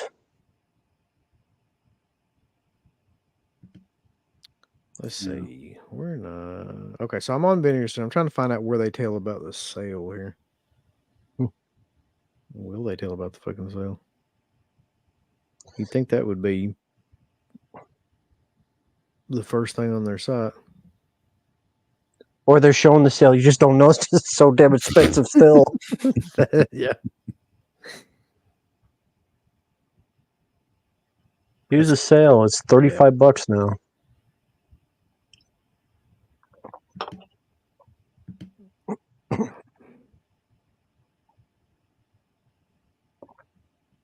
They're doing the same with Cannibal Holocaust. Going around showing up. Yeah. Well, to be fair, Vinegar Syndrome has been worth a shit in a long time. I'm going to agree on that. I don't even think at this point they're really in the race for like any kind of company of the year or anything like that. Like they're in like 4th or 5th place at this point. I mean, Second Sight with Hitcher and Blair Witch and stuff, they're number one for me. I don't even know. They fucked up the Hitcher. Yeah. It would be really... Oh, go ahead. Sorry. I was going to say close second for me would be Kino. Yeah. Definitely. I think people aren't giving them nowhere near enough credit. All the stuff they put out this year has been excellent. Oh, yeah. I love Kino. They're finally putting out Summer Rental on Blu-ray, which I'm glad. Love that film. That was amazing. Yeah. So. But yeah, Kino Lorber is great too. Kino just put out a series that I didn't think I would like at all and turned out to be like really, really good. That cult, they've got a Kino cult line now. And Oh, they yeah. released a bunch of those killer animal movies. Food of the Gods, Kingdom of the Spiders, Empire of the Ants, I think, and like another one. Frogs, I believe was the other Oh. one. And I watched Food of the Gods and Kingdom of the Spiders, and they're both great, like in a goofy freaking 70s kind of way. They're both amazing, especially Food of the Gods. Like I really love that movie. It's got giant chickens in it, giant fucking, wasps and Yeah. rats and everything you can think of. Yep. You do want those. Those are really good. How much is that set going for? Oh, it's not set. They're just all individual like Oh, okay. titles. Yeah. That would be killer though. Just put it in a big box set. That would be a good idea. I don't know why they didn't do that, really. Penny's bathtub. Yeah. Yes, Nick. Thank you for this. We'll find out soon enough. Like something tells me this is going to be an interesting watch, to say the least. So Benny's Bathtub, of course, the psychedelic, was it Finnish or Norwegian, Swedish, Denmark? Yeah, it's a Denmarkian animated film. At least it's 40 minutes, so Yeah, that's true. Yeah. even if it's bad, it's not too long Lord. Hey, what's going on? Texas Nan's place. either. Fuck Richard Rubenstein. Give me Night Flyer. I agree. I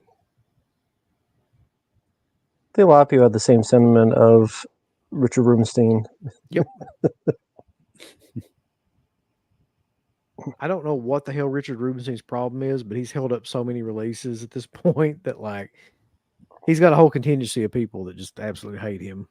Well, he's like I said last time, he's counting that the Dune movies, all that money he's got from them. So that's what he's doing. Good for him.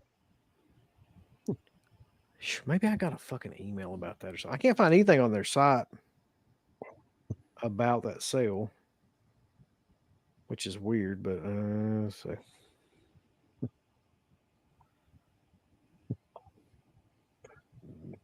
Tick. Yeah, Stretch Bro. Yeah, there was a Food of the Gods too. Yeah, I was going to ask you about that. Have you seen that, Rambo? No, I think it was made in the 80s though, so I think that's more just rats, big rats. I think it's just one animal. I mean, I saw a trailer, but didn't see the movie.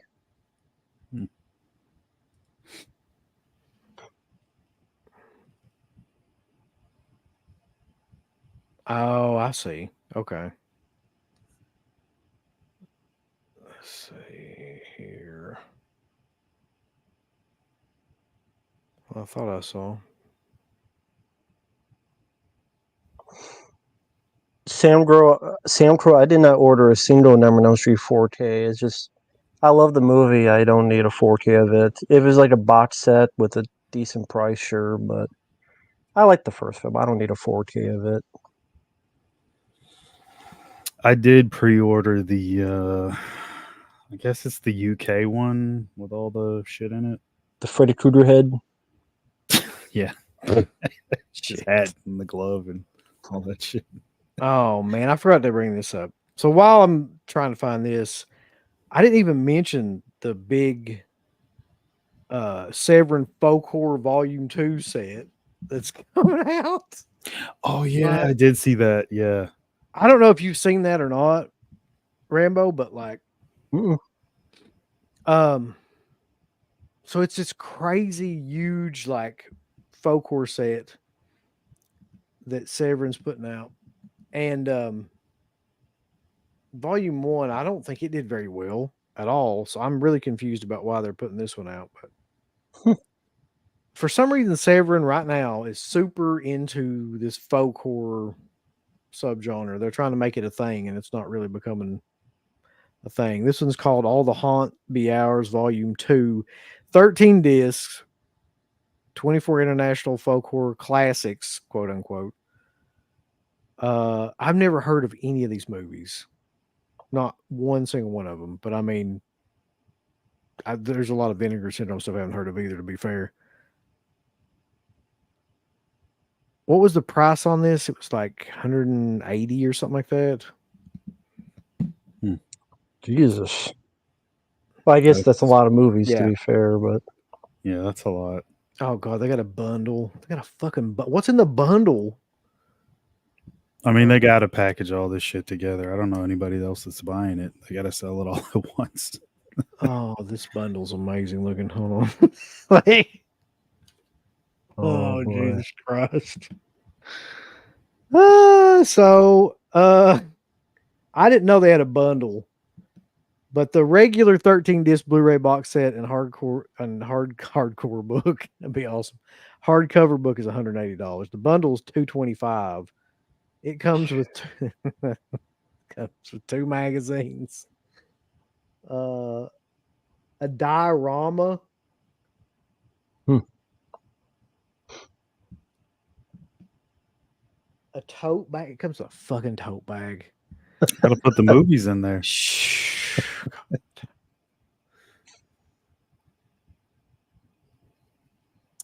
Yeah, I think maybe Severin should like focus on getting shit to people before they focus on doing this. Like, I'd probably overhaul my shipping department before I like start doing tote bags and people's shit and dioramas and stuff.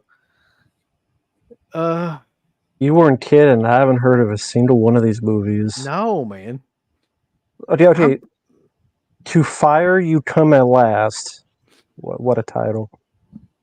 Psychomania is the only one where I was like, is that the same one I'm thinking of? Is that the fucking stupid like motorcycle movie that came out in the 60s?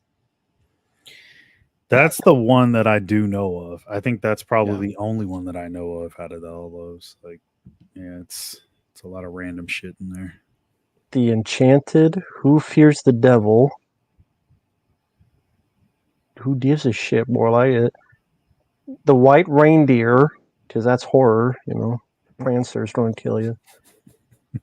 Edge of the Knife. Well, that's not generic. Born of Fire. Sequel to Born on the 4th of July. Eel Island. From Saudi Arabia. So, for all you Saudi Arabian people. Did you say Eel Island? Oh, sorry. There's two. Eo Island. That's South Korea. Oh, okay. And Scales from Shahadamin. I mean, if I'm going to be fair, I would say that there would be an Asian film called Eel Island, which would be terrifying. Be eels like going inside of people and shit. I could see it. I'm not going to read the rest. No matter. Oh, thank you, Chris. Sorry. Yeah. Thank you. I was just going to say, like, that's a very weird box set for them to do right now, man. Like, I'm looking at it, seems like they're doing the same structure of I have the Bruce Exploitation set where they have like 2 movies per disc. And so they put it like I have it over there like a package this big. But that one is like more enticing because that's like a unique subgenre and of those crazy Bruce Exploitation films. Oh, it was enjoyable. God. Like this, I don't see it selling, but who knows?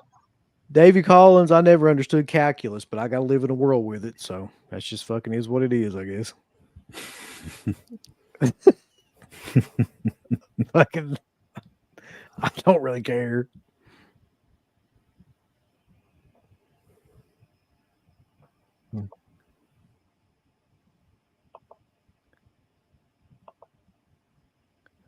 Folk horror is not something at all that I've ever been interested in. And like Rambo has said many times, that's just my opinion. I have absolutely zero interest in that. Well, okay, what is folk horror? Like, what is like a definition of what folk horror would be? Because that seems like a very broad term. It is a very broad term. And I mean, like, there are certain things you could classify as folk horror, like maybe like even like the witch or something like that, that is Yeah. not, but it looks like to me, I don't even know, like, with some of these titles, if I would consider that to be quote unquote folk horror or not, but it looks like more like um fairy tale-ish kind of like witches and demons and Yeah, things like that. it's like the what it's called, like it stuff that uses folklore to like invoke, horror Would basically. Pumpkinhead be folk horror? Pumpkinhead, Yeah, I would probably. think, yeah. which just has witches and demon and stuff. Hmm. This just looks like stuff no one else wanted, so Severn's like, I guess we'll release it. Even Vendor Center didn't want it.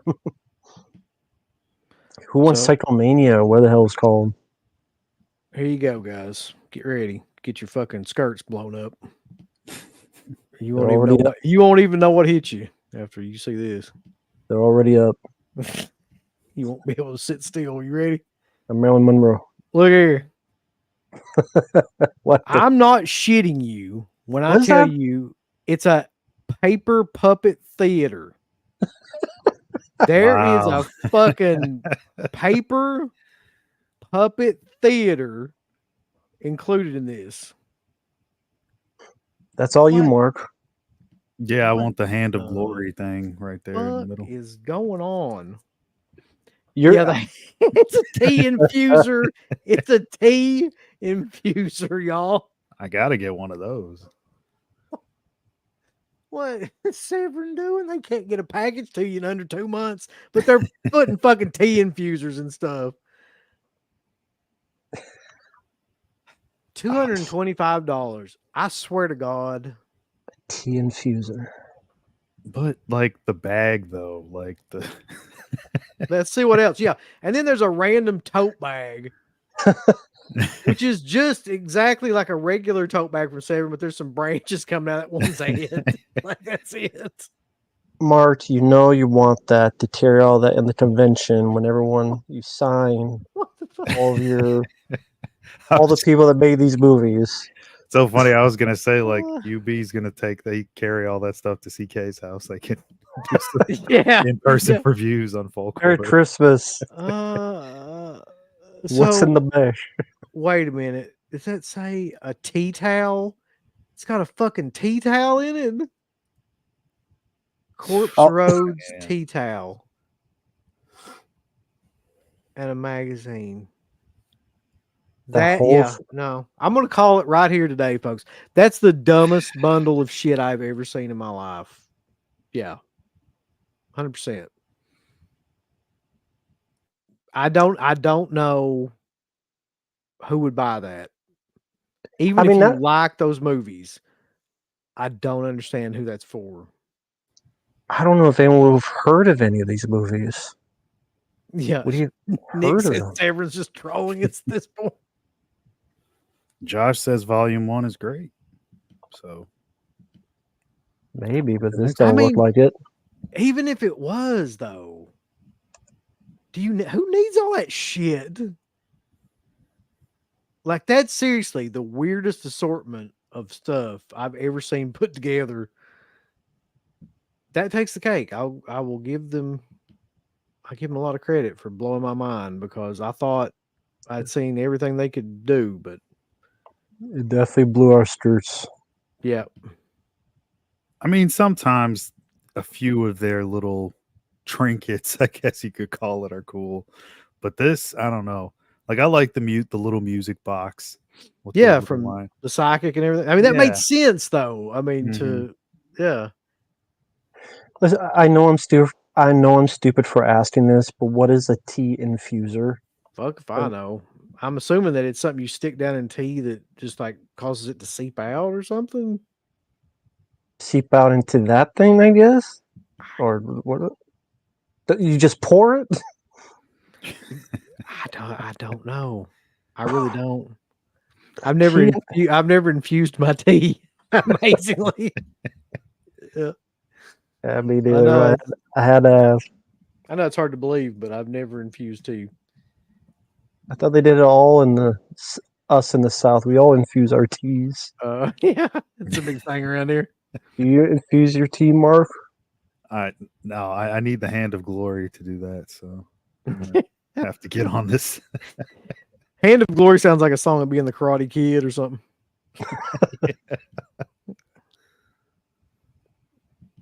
It's a seek with the glory of love. Yeah, Yeah. the hand of glory. Well, Severin, I'll give you credit. That's something else. That is. Just you surprised me. I mean, could you focus your attention on like I said, maybe shipping things to people in a reasonable time frame? Yes, but that's not really at the core of Severin's values right now. It's fucking Really not. branch-headed women tote bags, tea Mhm. infusers, and a paper doll set. Davy Collins, I know what you mean, but I never thought I'd see somebody say dipping a scrotum in hot water. Dip it like it's scrolling into hot water. Yeah. Thank you, Zarathustra. How's it going, boys? Well, thank you. Oh shit! Windy City Heat. Yeah, y'all got to keep me I've honest. never on the heard chat. of it, but I'll check it out when I can, man. Thank you. Windy City Heat. Windy City Never heard Heat. of it. Me either. By the way, just out of curiosity, can you imagine trying to get all this shit shipped to you? How long that's going to take? With the way things are going with Severin, like, you really think that their manufacturers are going to have this fucking paper set and stuff? Just all this no. ready? No, They don't. there's no way. Just wait for the Black Friday order this year. Oh man, That's going to be insane. All right, let's shift gears and go over and see our buddies at Vinegar Syndrome real quick, and see what their sale is. So this is the Labor Day sale thing I finally found. So when does it start? The sale begins at 12:01 a.m. on Friday, August the 30th, and runs through 11:59 p.m. on Monday, September 2nd. So it's going to start next Friday, and I guess Thursday night more so into Friday. So that's the Labor Day sale part of it. So the other like regular drops will just be at the same time that they always are. What's going to be on sale? Let me fucking shift this up some. A variety of products will be discounted, including releases and merchandise ranging from 10 to 75% off. There'll be special discounted sections. That's such a wide margin. 10 to 10 to 75%. Yeah. So basically any percentage. Yeah. In addition, we'll be launching a new batch of out-of-print titles each day of the sale at 12:01 p.m. So be sure to come back and see what okay. So they're learning here. I feel like Vinegar Syndrome is learning because what they're doing is the same kind of thing they do with those $10 sales. So every day this time, though, they're going to have like a new out-of-print title that they're going to put back up. So that's pretty smart, actually. Like I always like it when they do that kind of thing with the $10 titles. So this is very similar. They needed to do this stuff. Mark has ordered already. He's bought it already. Mark's buying it right now. He's like, holy shit. It's a tea infuser in that bitch. But see, even that's shaky writing because 80% of the stock could be just 10%, and just these three items are 70. Like, they could just word it that way, and hey, we didn't lie. Let's see. They're implementing a new VSMC exclusive reward for high spenders. I'll bet you are. If you spend $500 or more, you'll automatically receive access to a secret limited VSMC product that you will be able to redeem with a coupon code. Look at this next sentence. This is what I'm talking about, man. Fuck these sites. If you spend $750 or more, you'll automatically receive an even more secret limited Vinegar Syndrome product. What the fuck? That's just as ridiculous as the number 5 thing. It might be even more ridiculous. It says out of print stuff and that's gone out of print in the past. It says we have unearthed in our warehouse. I highly doubt that they have Nerfed, a bunch yeah. of fucking random boxes that don't have any labels on them that are No. just out of print titles. That I'm gonna be honest with you. That to me, right there, that number 4 is probably shittier than what Severin did. But you have to see. This is what they're doing at this point. This is desperation to me. I really don't fucking care to tell them either. Like it's desperation because they're banking on that there's going to be like a certain amount of these collectors that like want this special product or whatever so bad they'll spend $500 on this fucking sale just to get that. And there are too, because they're going to turn around and try to flip it on fucking eBay because they think it'll be worth a fortune. None of this stuff is worth a fortune anymore. It's just not. Like none of this collectible stuff that you buy from these sites like this are worth a fortune anymore. That's not going to happen. And you're not going to recoup 500 fucking dollars. I'll tell you that. So that's bullshit. That whole thing.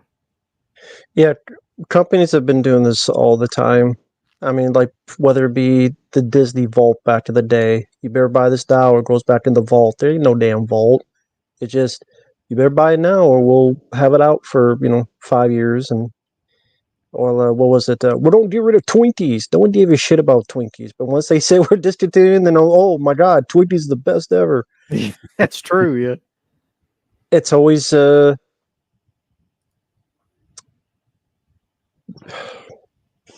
demand is always about demand, and they know people will buy it. They know by this point how much people are paying for this stuff. How much people. I mean, when you guys do a vendor sale, and nothing against people who do it, but there's like, oh, I spent hundreds of dollars in just one night.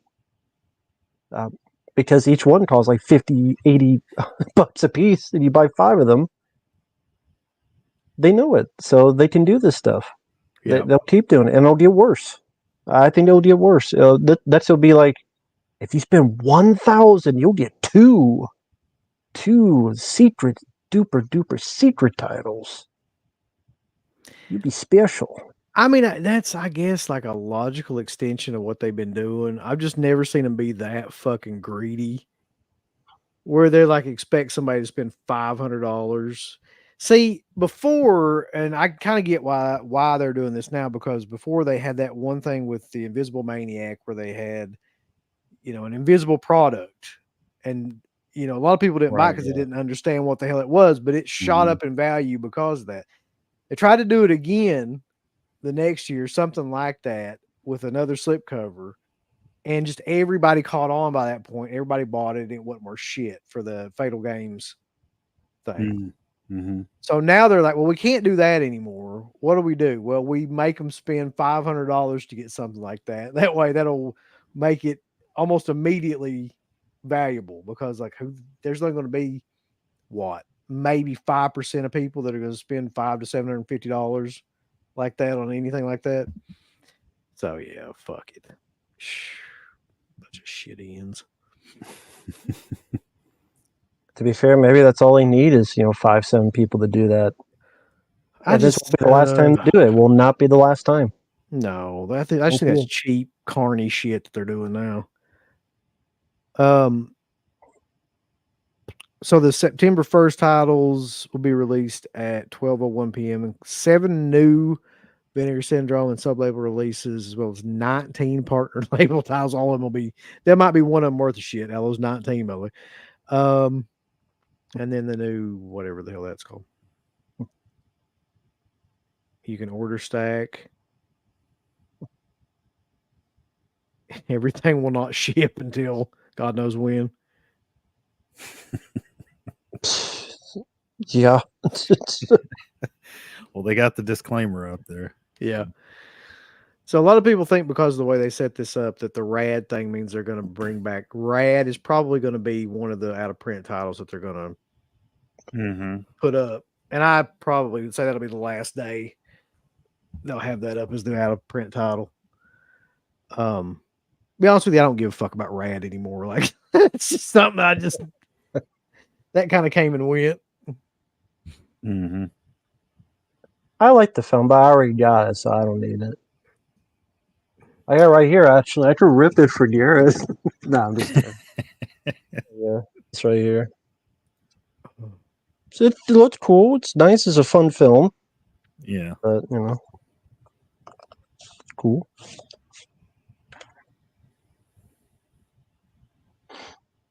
Let's see.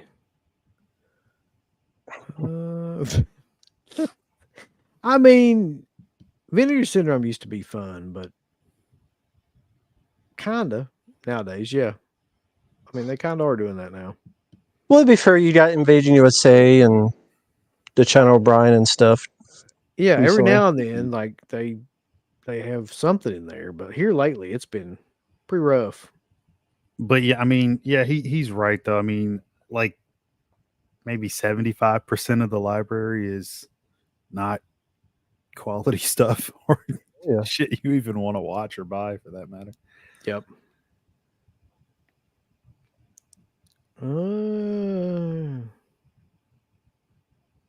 So I don't know. That kind of pisses me off. I'm kind of We'll go on rant. Weird. no. I mean, I know. it's just like I They was must saying. they That's must have a hell of a team though.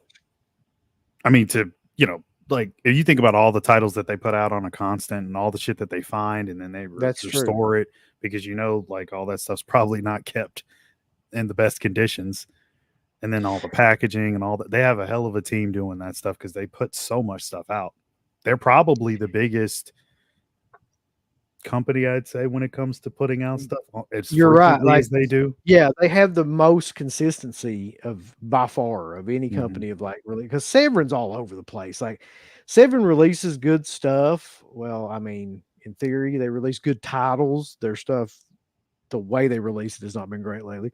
But like it's so sporadic. It's like out of nowhere, you'll get like Mm-hmm. 5 titles will drop or something like that. And you don't know when they're gonna do it. But Vinegar Syndrome is like every month, first of the month, you know that you're gonna get like at least 4 or 5 titles, at least, and like Yeah. 10 partner titles or something crazy like that. So I mean, they do have that going for them. I'll give them credit on that. But like, yeah, I mean, it's the first thing that Ragnar said that I actually agree with, I think, in the entire time he's been here.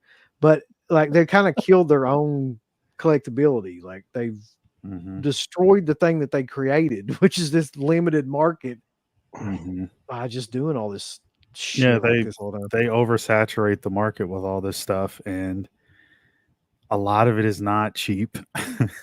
Most of it isn't actually. And I mean, it's not great stuff. Like, who wants?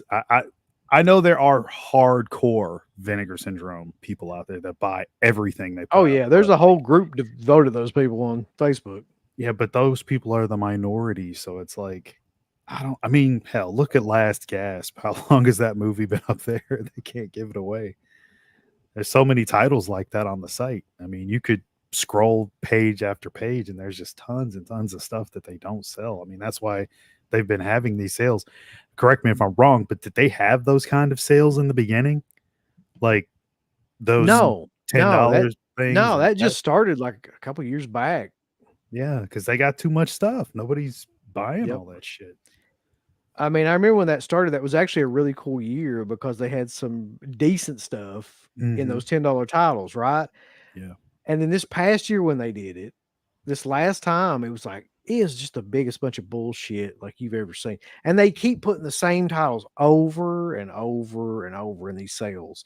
They'll be in every sale that they do that, same 5 or 6 titles they cannot get rid of. And I'm sure that they'll probably be in this sale as well coming up. But nobody wants that shit. Nobody gives a fuck. Like they just don't. Last Gasp is a good one to point that out. Master of the World is another one that's like, man, stop. We're not buying it. Yeah, I mean, in all seriousness, with companies like this, what happened was they smelled the blood in the water. What I mean by that is they found a good money making scheme that has lasted them at least quite a while. Yeah. And anytime money is involved and the opportunity to make more money, like like the 500, 750, that enticement, supply and demand for those hardcore collectors that will be in there. Well, I'll buy one more thing. I'll buy one more thing and put this in my collection because it's not complete if I don't have this secret tile, and I'll be the first one. Because that's just Mhm. how. Hey, teach their own. That's how their hobby. That's what makes them happy. Cool. But a company, anytime they have that smell of blood of money, they will always be enticed of how to make more, despite whatever rational thought you have on it. They will rationalize it. That's every business, every company will always lead to that. When they found a way to make that much money, and they made a lot of money, it doesn't matter how irrational it is, they will be enticed by that next big, I don't big payday, that big money steam. I don't want to say, I mean, I say steam, but you should interpret it or eventually interpret that, if not now, then later. It's like any business. They smell the blood in the water. The money is an addictive thing for any business, and they don't push it as far as they can until if there's a tip back, but there won't be a tip back. Like your Uncle Bill here's probably the only one who has ever said that sounds weird, and we'll probably be one of the only few. Because people be like, "Oh, what's the deal? Just don't buy it anyway. You a hater, go fuck yourself," all that stuff. Yeah. I mean, if that becomes unchecked, then they, what would be their reason to stop? If people think it's fine, there'd be Well, no reason to stop. clearly they're not. Mhm. Clearly they're just expanding it. Like they're just making it. And one of the things I hate about the way that companies do this, and you see this at conventions and stuff, is that it's exploitation. Really, they're banking on, like you said, like the OCD of some of these collectors. That's like a Yeah. mental illness to complete this thing. So they're saying you've got to spend $500 to get this one, and they know there's a group of people that almost feel like they have to do that, either for content or just because like they just in their OCD, they've got to have everything that they put out, Mm-hmm. and it's fucked up. I just think the whole thing is just fucked up. I mean, yeah, it's a fine. I know it's a business; they have to make money. I get it, but it is a fine line between business and then exploiting the people who actually put money into physical media, and they're probably steering the ship, Vinegar Syndrome, on doing stuff like that. But another way to look at it is like people don't have to buy that shit either. Like, just don't buy it. Like, if that They people stop can't. They buying can't do it, that though. I wish they could, but these people can't do it. but if they Like did, like, they wouldn't keep doing it because nobody would buy it. So it wouldn't be a profitable thing for them to do. They'd be literally wasting money on doing it. here's one of the big problems too. And I don't want to get up on a soapbox about this, but you know as well as I do that this is true. Like there is a whole sub genre of YouTube content creators that just buy this shit to make videos. They have to have Hmm. their content just consists of buying this stuff and showing this stuff, and like that's the gimmick. So uh, you know, for something like that, to have that as like a holy grail type of thing, like, oh wow, I got this thing that's like you have to spend $500 to have it. I'm going to unbox it on here, and like That's 100%, crazy. 100% know there's going to be at least a half dozen people that do that. That's crazy. People, to me, people buying shit that they don't like. Like I buy crazy shit all the time, but everything that I buy, I like it. I don't just buy it just because, like, oh, it's really rare. But I'll never understand that. I've Yep. seen videos where people they'll show their collections and stuff, and about 90% of that shit is not even opened. And it's like, well, you start to think, you scratch your head, and you're like, well, what's this for again? Like, I thought you bought movies because you watch them, not just to buy Not them. anymore. I mean, they're really just about, a lot of them are just about like keeping a channel up to have Well, content, yeah, you know. that's part of it. Yeah, definitely. So, Uh, Mark, do you mean to tell me you sincerely like Cool's Ice? Look, me and I'll Don May Jr. both like the movie. We'll Die on That Hill. I do like the movie. Yes, I'll admit that it's not a great movie. I can admit when something's like bad or whatever. But I'm just having fun. I know, but I do sincerely like the movie. somebody asked about Fun City, which I actually think that's a really cool label. Like if you look up like some of the stuff that they have, it's kind of like it does remind me of like a better version of Vinegar Syndrome. Like they're finding little known kind of things, but they're actually like good. Like they're actually like quality kind of movies and remaster them stuff. So yeah. I never heard of them before. I heard of him through Matt, I'm pretty sure. Like that was the first guy I think I heard reference him because he bought a couple things from them. I think one of them might have been in their movie called Handgun. It's like an exploitation Yes. film. Yes, it is. Which I still need to buy that. Since you're in the chat, Matt, is that still available from that label? I'd like to buy it. It looked really good. They just started this company. I don't know. I don't know when they started. It seems like they did, but I don't know a date for certain. A couple people are asking this question. What is the beef with Cool Digger? We eventually will do like a whole video breakdown of that situation, what happened with that. It's a pretty good story. Good story and a good walk. Patron exclusive. Maybe. Who knows? But that story, that's about an hour long video just telling the story of what happened.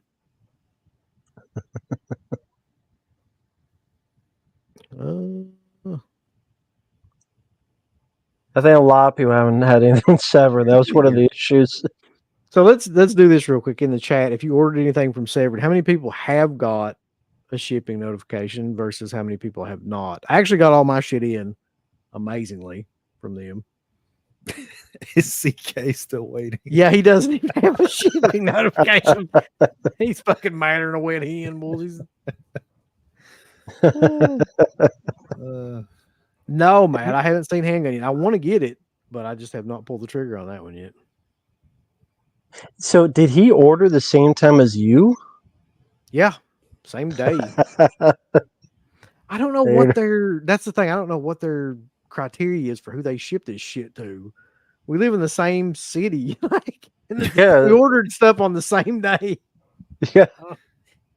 They just drawn it out of a fucking bingo. Like, did he order more than you? Did he order? I mean, if he bought like 10 movies or something, then... I don't think so. I think I probably ordered more than him. Oh, okay. Because I got all that Matei stuff. I got like 5 Bruno Matei films. So it was that book. It was that book you ordered. He said, okay, so Vanderhoff says he hasn't received a shipping notice. Bubba Fett has not. Big Ideas 3 has not. Scratch hasn't. Bog got his stuff, but he mostly bought old stuff. No, Keith Stofferson, which is a great name, says he spent $250 and no notification yet. Satan's Child says he's had his stuff for weeks now. It's so weird, man. Like I said, what is their criteria? I'd love to know, like, how they ship this shit. Oh, maybe somebody, Davey says he didn't order opera, so maybe that was the holdup. If he did order opera, that could be it. Maybe you're right. But Uncle Bill ordered opera and he got it, and CK still doesn't. Yeah, well, that's the thing. Did CK order opera? I want to say he probably did. I'm not sure. I did. I'll watch that. I'm going to tell you right now. Maybe I'm one of the people that has the 4K player that's got an issue with, but that transfer is not good. Really? Not to me, no. I mean, I've seen a hell of a lot better transfers from Severn. Even that fucking Cemetery Man transfer blows that opera transfer out of the water. If that's if I've got a good disc, like one of the ones that it actually works on, then that's just not a good transfer. If I've got one of the fucked up discs, I guess that makes sense. But so, did you try the 4K or the Blu-ray? The 4K, yeah. That's all I've watched so far. Is like so what's the issue? Is it too dark? Is it soft? Is it? It's way too washed out and grainy.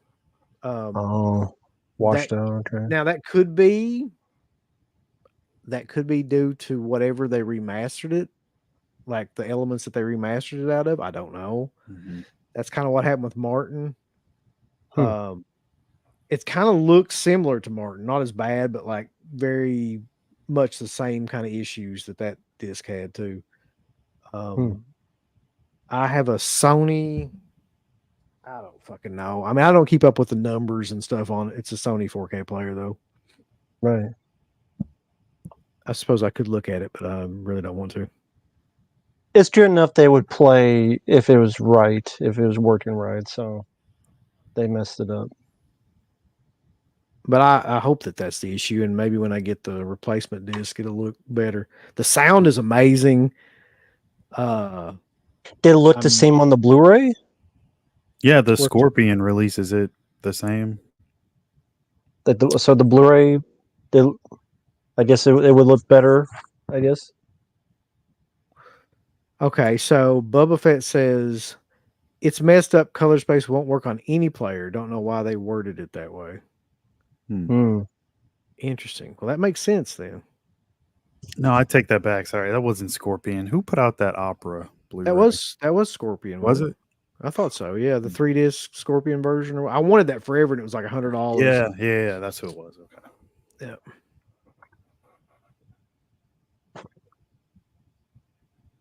So is that Blu-ray just that version of it, or was it the version that they did for the 4K? It comes with the Blu-ray version, right?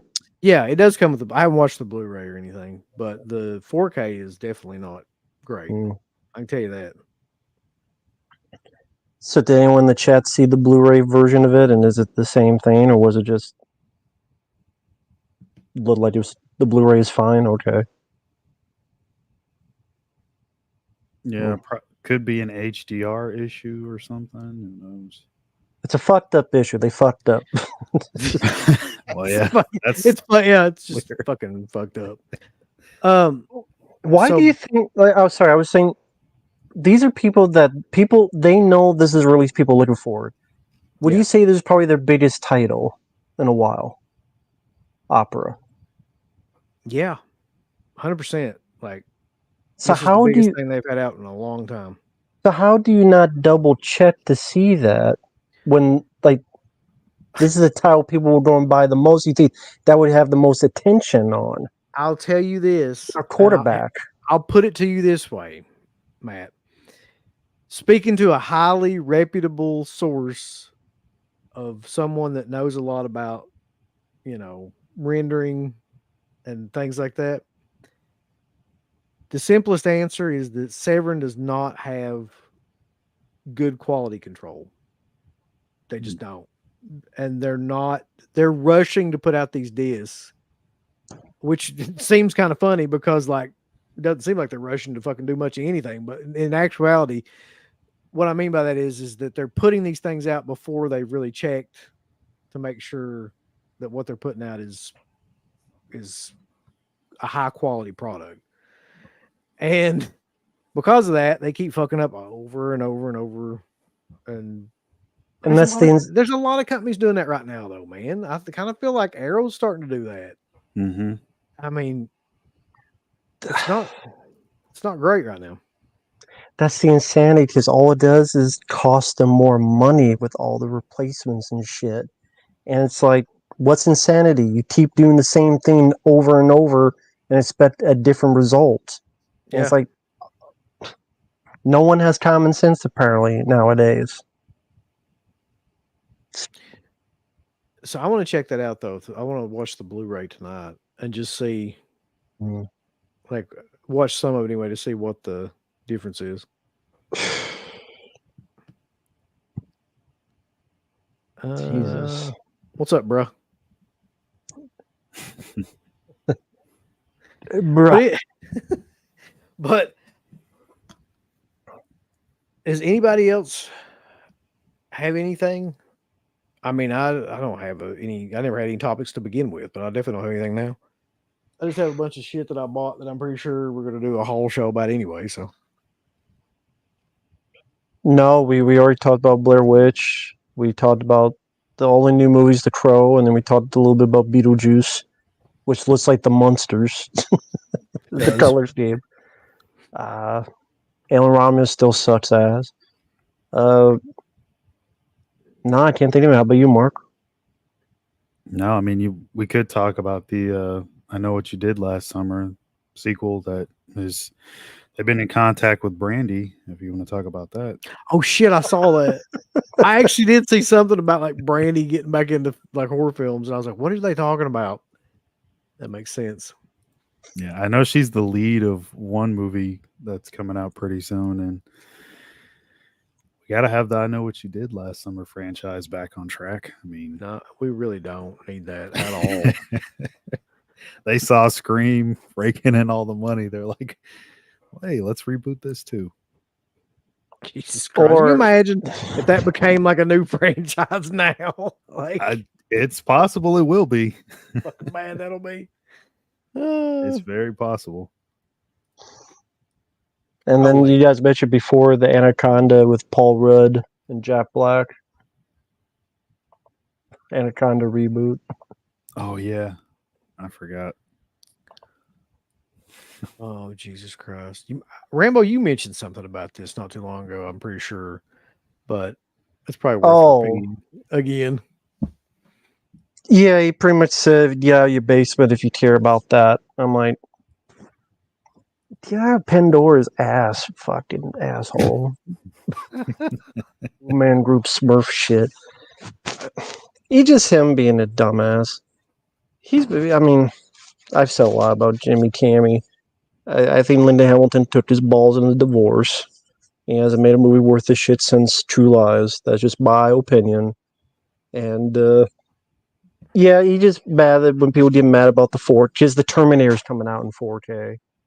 And I don't know what's going on with that, but some people didn't like it, his releases. They have their opinion, and he's butthurt about it. So, I don't know. Go suck. Apparently, it's one of the best transfers out of all the ones that he's done so far. So, only time will tell once it comes out. I'm sure I'll probably check it out whenever it drops. Sure. I mean, that movie needs not to mention just that one, but T2 especially. They got to redo that and get that cleaned up. I mean, that Blu-ray that came out years and years ago was always really bad. Yeah. Yeah. So I'm looking forward to it. It's a weird one that has never had a really good release in it, T2. Mm-hmm. I mean, like to be one of the biggest money making and greatest action films of all time. Mm-hmm. And they don't and really the original Terminator doesn't either. Like to this point. Yeah. So let's see. Thank you. Zarathusta says, what's a movie you'd want to see get remade? That's tough. Especially nowadays when the talent of filmmaking is not at its highest peak. That's true. Here's what I want to see happen. I want them to remake films that can absolutely not be remade. I want them to do a remake of Salo and then follow that up with a remake of like Crazy Fat Ethel. Like, just see if you can remake shit that like. Okay, I'll see it. Crazy Fat Ethel if they cast Maddie Gyllenhaal just to make Uncle Bill lose his mind. He's the new Crazy Fat Ethel. You mean Maggie Gyllenhaal is Crazy Fat Ethel? Yes. Or Maggie be killed. She have to like wear prosthetics and stuff. Yeah. I'd probably still hate it. That's hard to pick because I would want to see a bad film remade. Or a film I thought had potential. Mm-hmm. I'll go with Neon Maniacs as of right now. But remakes don't entice me like they did back in the day. Like I guess on a tangent, like I watched again from my free time one that I liked called Down, aka The Shaft, which is a killer elevator movie. But sorry, that's not where I thought that was going. I actually liked it because it's a dumb idea, but it's like was just let's go gonzo. Let's have a suck a guy up and just throw him out the window. Let's cut people in half. Let's have nudity in the first 5 minutes. Let's have Aerosmith play at the end. Love in an Elevator. I'm like, okay, that's That's pretty you got good. Naomi Watts, so because I hated the original, The Lift. I'm like, okay, that's a fun remake because it's like it just went with the goofy B movie take on it. I'm like, okay, maybe go in that direction for a movie. Did you see this? Walker Bolton says he's sure Alien Romulus is going to be really good. Are you? Hey, Okay. Walker, nice Yeah. guy, but feel free to watch our review. We told, or our stream as well. We talked about how good it was. You're sending him into like some dark That's more fun. waters. Let's see. Out of Does Order. I've never heard of it. I think he meant to say does Terrorvision really have the rights to Rocktober? That's a good question, honestly. I don't know. I would assume that they do, but nothing about it coming out or anything. Yeah, I don't know. The woke John Woo remake of The Killer. Yeah, Oh yeah, I forgot that it was even happening. Forgot that all about that. yeah, people were saying it's really boring. Like, hey, you want to watch a film that's like 90 minutes with no action or something like that? I love that shit. I have a happy face on it. Sure, Phantasma. I've never heard of Out of Order. I didn't know there's more killer elevator films. So, hey, I there's think shark movies. That's a great name for a killer elevator movie. Out of Order. Vinegar Syndrome put that out, didn't they? Really? I didn't know. I'm gonna check. I think they did. I think I have the 4K of it. Oh, okay. I can't believe that really exists. Out of Order. Yeah, they picked the right. I'll tell you something. Somebody was mentioning Terrorvision on here, though. I find this hard to believe, but apparently it's true. Like that Frogman special edition sold out. Yeah. Apparently completely. But it was limited to 1,000. So I mean, yeah. Yeah, Out of Order from Vinegar Syndrome 4K. Still available. Really? 143 copies, yeah. Huh. Hold on. Okay, it takes place in elevators, not about killing them. Oh, okay. Is it better than Devil? What is better than that, though? Well, it is M. Night Shyamalan Ding Dong. Shyamalan. I'm glad his daughter's coming on board, though, so we can see her for the next 20 years. Well, both of them, like one daughter directed a movie, I think, called The Watchers. And apparently that was really bad. Yeah, that wasn't too good. Hain. Oh, you saw it? Okay. No. And then the other daughter thinks she's a singing actor, but sadly she fails in both. Because she can't act, and she definitely can't sing in that movie Trap. Dumb as fuck movie. But that's M. Night. He usually makes dumb as hell movies. Like an old.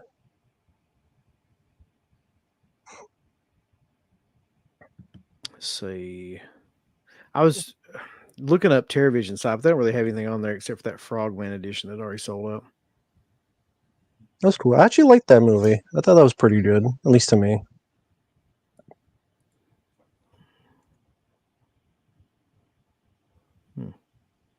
Oh, another one too that somebody, I think Dirk brought it up.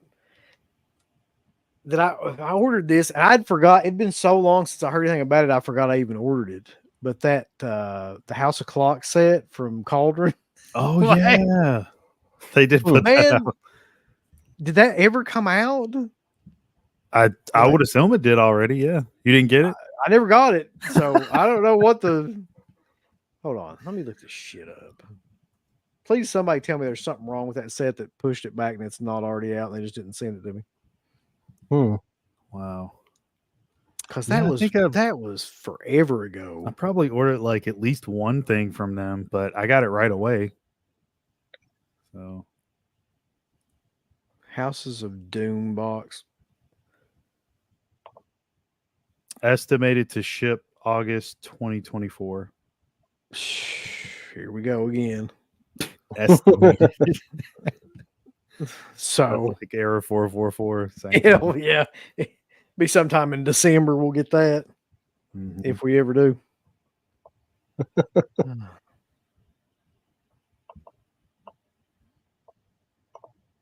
Yeah, I like House of Clocks. That's a Fulci one nobody really talks about, but I always thought it was solid. It's pretty bloody for like a TV movie. So I think it was a Yeah, it is. Italian TV movie. Yeah. Remember you it being seen okay. Yeah, I remember being okay for a TV movie. Like you said, I guess the restrictions were a lot less than over there. Yeah, it? yeah. So that's why I was surprised.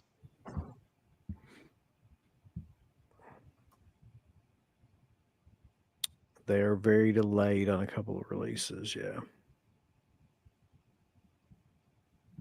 See, this is going to be a video, man. I'm telling you. It Makes just sense, though. you spend like a fortune buying some of these box sets and stuff, and then they just come out whenever the hell they want to put them out. Like whatever's going on, doesn't matter. Well, yeah, someone said they spent, what, $225? Or people spent a lot more than that, I bet. $50 on that sale. Yeah, and they haven't got a shipping notification. That's crazy. Well, what was the most you spent, but then they delayed the order that much? Jesus. If you want to share this. You mean ever or recently? Recently. Like whether it be Severin or whatever. I tell you, I spent a lot of money in that Air 44 sale. Yeah. I'm not going to go through all the fours that are in that. Well, they need to come up with a catchy nickname for that because that's just too much to be like Air 4444. Error times 4 is better. Yeah, Air 4X. Is that the error? They don't send you shit? That's Yeah. They didn't get the the- orders. the That's the shipping error. error. Yeah. I guess they said it's like 2 people, I guess. Yeah, I was talking to a guy that said that that's just 2 people that do it as a hobby. That's not even like their full-time gig or anything. You can tell. They got to put a disclaimer or something in like the fucking fine print that says that. Then, like, I mean, come on, it's been way too long for that. That should have shipped a long time ago. I mean, you're right, but at the same time, like nobody else is releasing anything close to that. So I at least got to give them credit for the fact that that's the thing that they're doing. And at least have to say that if it is just 2 people, I kind of understand that more than like a huge company like Vinegar Syndrome fucking up or Arrow or something like that, you know? I will say, I'm not saying these guys are doing it, but you guys, people out there have to be careful of I'm not saying they did it, but there are people that will screw you over for that. There was this one guy, it was business called Hong Kong Rescue that was releasing like Blu-rays of like The Killer and Hard Boil, like these beautiful special editions. I have one of them. And then he just stopped sending it, and people asked, and then he just took the money and ran. And like hundreds of people did get their stuff. That's I don't know. It's kind of I kind of admire that. Like that could happen in this situation. It really could. And he just disappeared, and he did like really good work. And then he said, "You never know." I'm not saying they will. I'm just there's going to be some people that are going to. Well, there you go, Davey. You're one of them. Yeah, I made it just like that because I got it, and like a month later it hit the fan. So I was like right at the tip. But yeah, sorry, Davey, that happened yet. That's right. There's going to be people, and do you think there will be a thing where there may be other people that say they're legitimate that will screw over people because they know how gun ho they are to collect stuff? Yeah, I definitely can see advantage. that happening. Like, I'm surprised it hasn't happened more. yeah, it happened in the convention world back in the day. I mean, it's happened in all kinds of different settings where people just hyped a big event up, took everybody's money, and just fucking ran. Like, I think it was called Camp. It was some sort of Camp Blood thing with a Friday the 13th reunion at a campsite in New Jersey. You know, the one it was supposed to take place. This has been 15 years ago or something now. I forget who the guy was, but he just like took everybody's money and just disappeared. And so he said he would give you a tour. No, it was supposed to be like all like he had said he booked all these people from Friday the 13th, Okay. and they were all going to be at the camp that Friday the 13th Yeah. took place at, or around it, or some bullshit like that. And come to find out, he didn't have any of these people booked, and he pre-sold the tickets. A bunch of people bought the tickets, and so these People went to the VIP. camp. No, I don't think it got that far. I think pretty Oh, quickly okay. they found out, like, because people were like, "Why?" Some of the celebrities were like, "Well, he didn't book me," and then like it kind of got Okay. out that it was and he'd already got as much money as he could by then. I guess he disappeared. Yeah, I haven't heard anything about that guy. I know he was implicated in some other fraud stuff too, but I don't know what happened with him. Somebody might know in here. He's got all the I'm money. not. He's I'm not living going to like mention his name because Right. I'm not about that life right now. he's living in like Bolivia somewhere or some shit. Just spending all the Probably. money. That is so fucked up. Oh, thank you, Zarathustra. Yeah, that's another thing. I don't know if we ever talked about that remake. Is pretty much in the water. Like, you guys think we'll ever see the Toxic Avenger remake? It That's a good question. it had a Disappear. premiere, I think last year around this time. I think it was Fantastic Fest or something. Yeah. It did play at like at least one festival, so I don't know if it's ever going to come out here theatrically. I mean, how it'll definitely get dumped onto like DVD or Blu-ray. Yeah. How bad does it have to be that even trauma does That's get it out? yeah. I can't imagine what that movie's like. It's just the trailer alone was like one of the dumbest things I've ever seen. Mm-hmm. I mean, I would assume it's trauma, right? I don't know who put that out or who was trying to put it out. I mean, it's Troma's property, but I don't know. Yeah, it was probably Trauma, more than likely. It had to be. I mean, they own it, so Culture shock. Yeah. Yeah. Well, at least you got the refund. That's good. Sally, See, but something doesn't happen. Apparently, it was bad, but that's the last I heard of it. yeah. yeah, I haven't really heard too much of anything about it. But like Mark said, it could be like Sam's Lot. That would disappeared for a while, and then it just got dumped. Mm-hmm. It's going to be HBO Max. Could be just dumped streaming somewhere eventually. This question just came out of nowhere. I always like when shit like this comes in. What are your thoughts about Robert Kennedy endorsing Trump? I don't No know. comment. I don't know. The geopolitical landscape right now is not my forte. Well, Being I'm honest. gonna check on the Toxic Avenger because, like, man, it's been a long time. That should have come out by now. Okay. Yeah, that's what I remember. Fantastic Fest, September 21st, 2023. Played at Beyond Fest as well as a film festival in October 2023. So it's been on the festival circuit. 92% on Rotten Tomatoes. Reviews are positive. Of course it is. Right, exactly. It's Rotten Tomatoes. And Romulus. Generally favorable reviews from what it says here. So It's so good, no one wants it. Okay. Right. Unless they're still like, they still have it on the festival circuit. But I mean, hell, it's about to be September now. For a year, usually it's like maybe 6 to 8 months. I don't know about a year. That's a long festival run. That's where Terrifier 3 is premiering, apparently. Yeah, a lot of stuff usually does go to Fantastic Fest or Toronto International Film Festival. Both of those. Mark, I know you're a huge, no pun intended, mark for the Terrifier movies. Like, what do you think Terrifier 3? I mean, it's 2 hours. I'm pretty sure I heard that. Like, not as long as the second one, but still pretty damn long for a slasher film. Thoughts? Like, what do you think it will?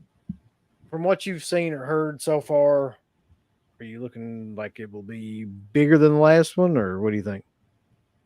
I mean, I like the cast quite a bit, um, which we might have talked about that. It'll be worth it to get to see Chris Jericho get killed. That's So I think true. he did say he's going to die in it. So there's that. But Daniel Roebuck, um, I think Savini does have a part in it, a small part. Is Jason Patrick, Clint he's eating Howard, cheese, like somebody's trying to talk to him. John Abrahams from Scary Movie, which people probably most know him from that. It's got a fun cast. I mean, I'm looking forward to it. I like Christmas slasher movies. What was the last one I saw that was fun? Which I know is divisive. Christmas, Bloody Christmas. Was it Joe Robot one? Bagos? Yeah, I Yeah, really yeah, like that one. If I'm being honest, yeah, I haven't seen that one. yeah. I mean, the dialogue is definitely in the first 20 to 30 minutes. It's really rough. yeah, It smoothens Mm. out a little bit more. They have conversations about horror films and stuff like that. Um, it's fine, but yeah, Terrifier 3. I think it'll be exactly what it needs to be. They're gonna, you know, up the gore and body count more than likely. I'll be interested to see what it does box office wise now that people sort of know it same, yeah. a lot more than I think it's before. a real kind of like test to see if it's like a franchise, that's on par with the rest of those, like by what Mhm. this one does. Because now you're right, it's widely known Mhm. because of what happened with the second one. So it could be a huge kind of hit. Yeah, I and I mean, think people genuinely, even just average people that go to see horror movies or any kind of movie, even they want to see that stuff. I mean, I don't think that was all horror fans going to see stuff like Saw. People want to see the gory bits. They want to see people get the fucking shit killed out of them. So, like, that's the selling point for it. yep, I think it'll work just fine. I think the budget's like 2 million, so it's still relatively low. Obviously, much more than the first two.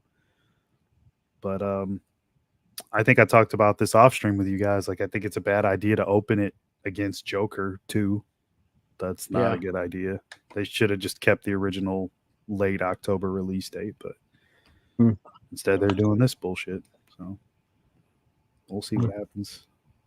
I'm intrigued. same.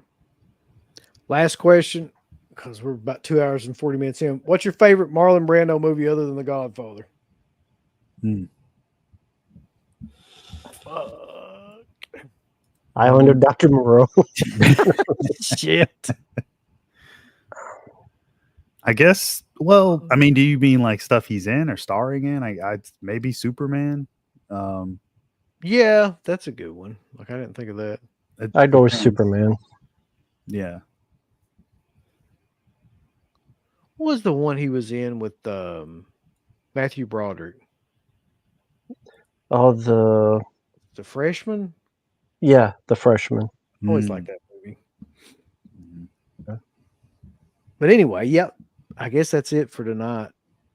We're hovering around 3 hours, but good lord, we covered a lot of topics, everything coming and going, so to speak. I think next Friday or whatever next Friday is that we do one of these, he had like a theme, I believe, which is going to be like creature features Mm. as a part of something to talk about as well. Nice. So Nice. that'll be cool. We're going to be talking about a lot of films that we don't normally talk about, and probably bring up some of these ones that I got from Kino too, which are pretty cool creature features. So that'll be the next one, and then let's see for us, what do we got coming up? Sunday is the summer slashback with Axe and A Day of Judgment. I know that's coming up. We just did the 2004 show. That's already in the bag. So if you want to watch that one, that's out there. That's a pretty fun show. Like to go through some of the horrible shit that was coming out in 2004. And a couple of good ones. What else we got coming up? What about your rant on the Yeah, I don't know. I'm definitely going to be doing that soon, but I don't know exactly when. Oh, so me and Garrett are going to be doing the Bravo 100 Scariest Moments. And that's going to be broken up into a bunch of different segments as well. So leading up to the Halloween season. So Mark, And what the fuck are you doing? Before I get to me, you guys are going to Yeah. do that in like parts, right? Obviously, Yeah. you do. Okay. I think he had the idea to do like 4 or 5 different parts, I'm thinking. And at some point, you guys will do the even scarier 30 movies or something. Of course. Yeah, I remember that. Yeah. Yeah, I still have those somewhere, maybe on a disc or something somewhere. That was a really fun one. Out of all the ones that I've ever seen, that's probably my favorite. I think because it just had so many notable actors and actors you actually like in it. Yeah. So, yeah, that'll be a really fun one. You guys should like post a link because I'm sure it's like on YouTube or Daily Motion or something. It's got to be. Yeah. I mean, we'll find it somewhere on there. Yeah. As far as channel wise, I was thinking about doing something with just sets for September. Just try to do a bunch of set. Well, again, that's the theme, set September. Yeah.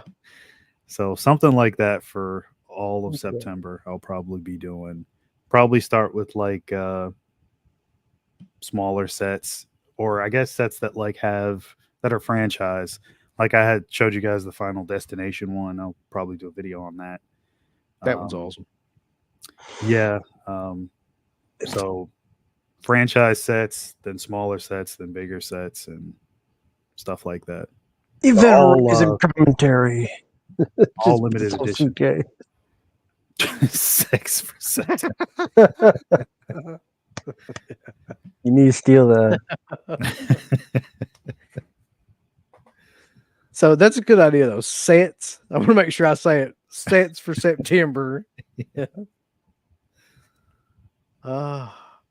Rambo, what do you got? Who's torturing you now with shit? Like, yeah, just a lot more request things to people out there. So it'll be random stuff, Twisters, the new one that's coming up. That review, I did see that. More of the serious Fresh Prince of Bel-Air show, where Carlton is a drug user and snitch cocaine. And I do not remember that. that's the new one. That's the improved one, I guess. God. Oh, okay. Okay. I thought you meant New like one. the No, older no, one. the Okay. new Bel-Air. That's what I thought you meant too. I was like, I don't remember that episode, but like, it's no. Yeah, random stuff, reactions. A Quiet Place Day One, reviewed that. Did see that, which is the prequel. Some of my thoughts on the trailer for the new Matt Walsh documentary. Am I a racist? What? It's this. He did one called "What Is a Woman," so now he did another one called "Am I Racist?" Matt Walsh. All right. Pretty much about all the stuff going on today and people being too offended and stuff. Yeah, more stuff of that nature. So that'll be fun. I have to say, Matt, your review section is the most insane review section. Like, it's the most schizophrenic review section I've ever seen in my life, which makes it great somehow. Like, you'll go from reviewing a fucking Care Bears episode to something like "Am I Racist?" and everything in between. Yeah. It definitely makes it interesting, so I can't complain. Yeah, it's great. And yeah, it's funny. Yeah, because it's like, hey, review. Again, what was it? I am a racist. Now here's a kid in T. Arthur's court. Yeah, exactly. So, but anyway, check out Mark over at Stuntman Mark. Check out Rambo over at Rambo Rap for Life. And I'm Uncle Bill. Check us out over at deadpit.com. We'll see you guys next Friday, I guess. Peace out. I'd like to tell people thumbs up the video, Uncle Bill. Would you? Yes. Thumbs it up with violence and fury and just love everything about it, right, Uncle Bill? Yeah. You hit the heart button, then you hit the ass button, then you hit the go fuck yourself button. Follow that up with the I don't give a shit button. There's all kinds of wonderful shirts over at shop.deadpit.com. Simply the best horror shirts. On TeePublic, there are others, but they all suck. You can get some Dead Pit radio shirts. You can get Last South on the Left. The Hills Have Eyes. Texas Chainsaw. Oh, wait, you can't say Texas Chainsaw. All kinds of shirts, folks. You're gonna love them. Shop.deadpit.com. Special thanks goes out to our supporters on Patreon. Do you know what kind of stuff you can get on Patreon, Uncle Bill, starting at only $1 a month? What's that? Access to every Dead Pit show since 2005. We got almost 200 fan commentaries that we've done over the decades. We have a literal jukebox full of songs and thousands of reviews. I don't even know how many shows are up on there now that we've done over the years. Hundreds of thousands. You need to figure this out now and subscribe to us on Patreon and YouTube and Instagram and help us to 1 million. The road to 1 million subscribers starts today. So deadpitonpatreon.com. Join today. Tiers start at only $1, but I'd recommend at least the $10 tier. You can do 50. The stock market's crashing around us, folks, but send us money.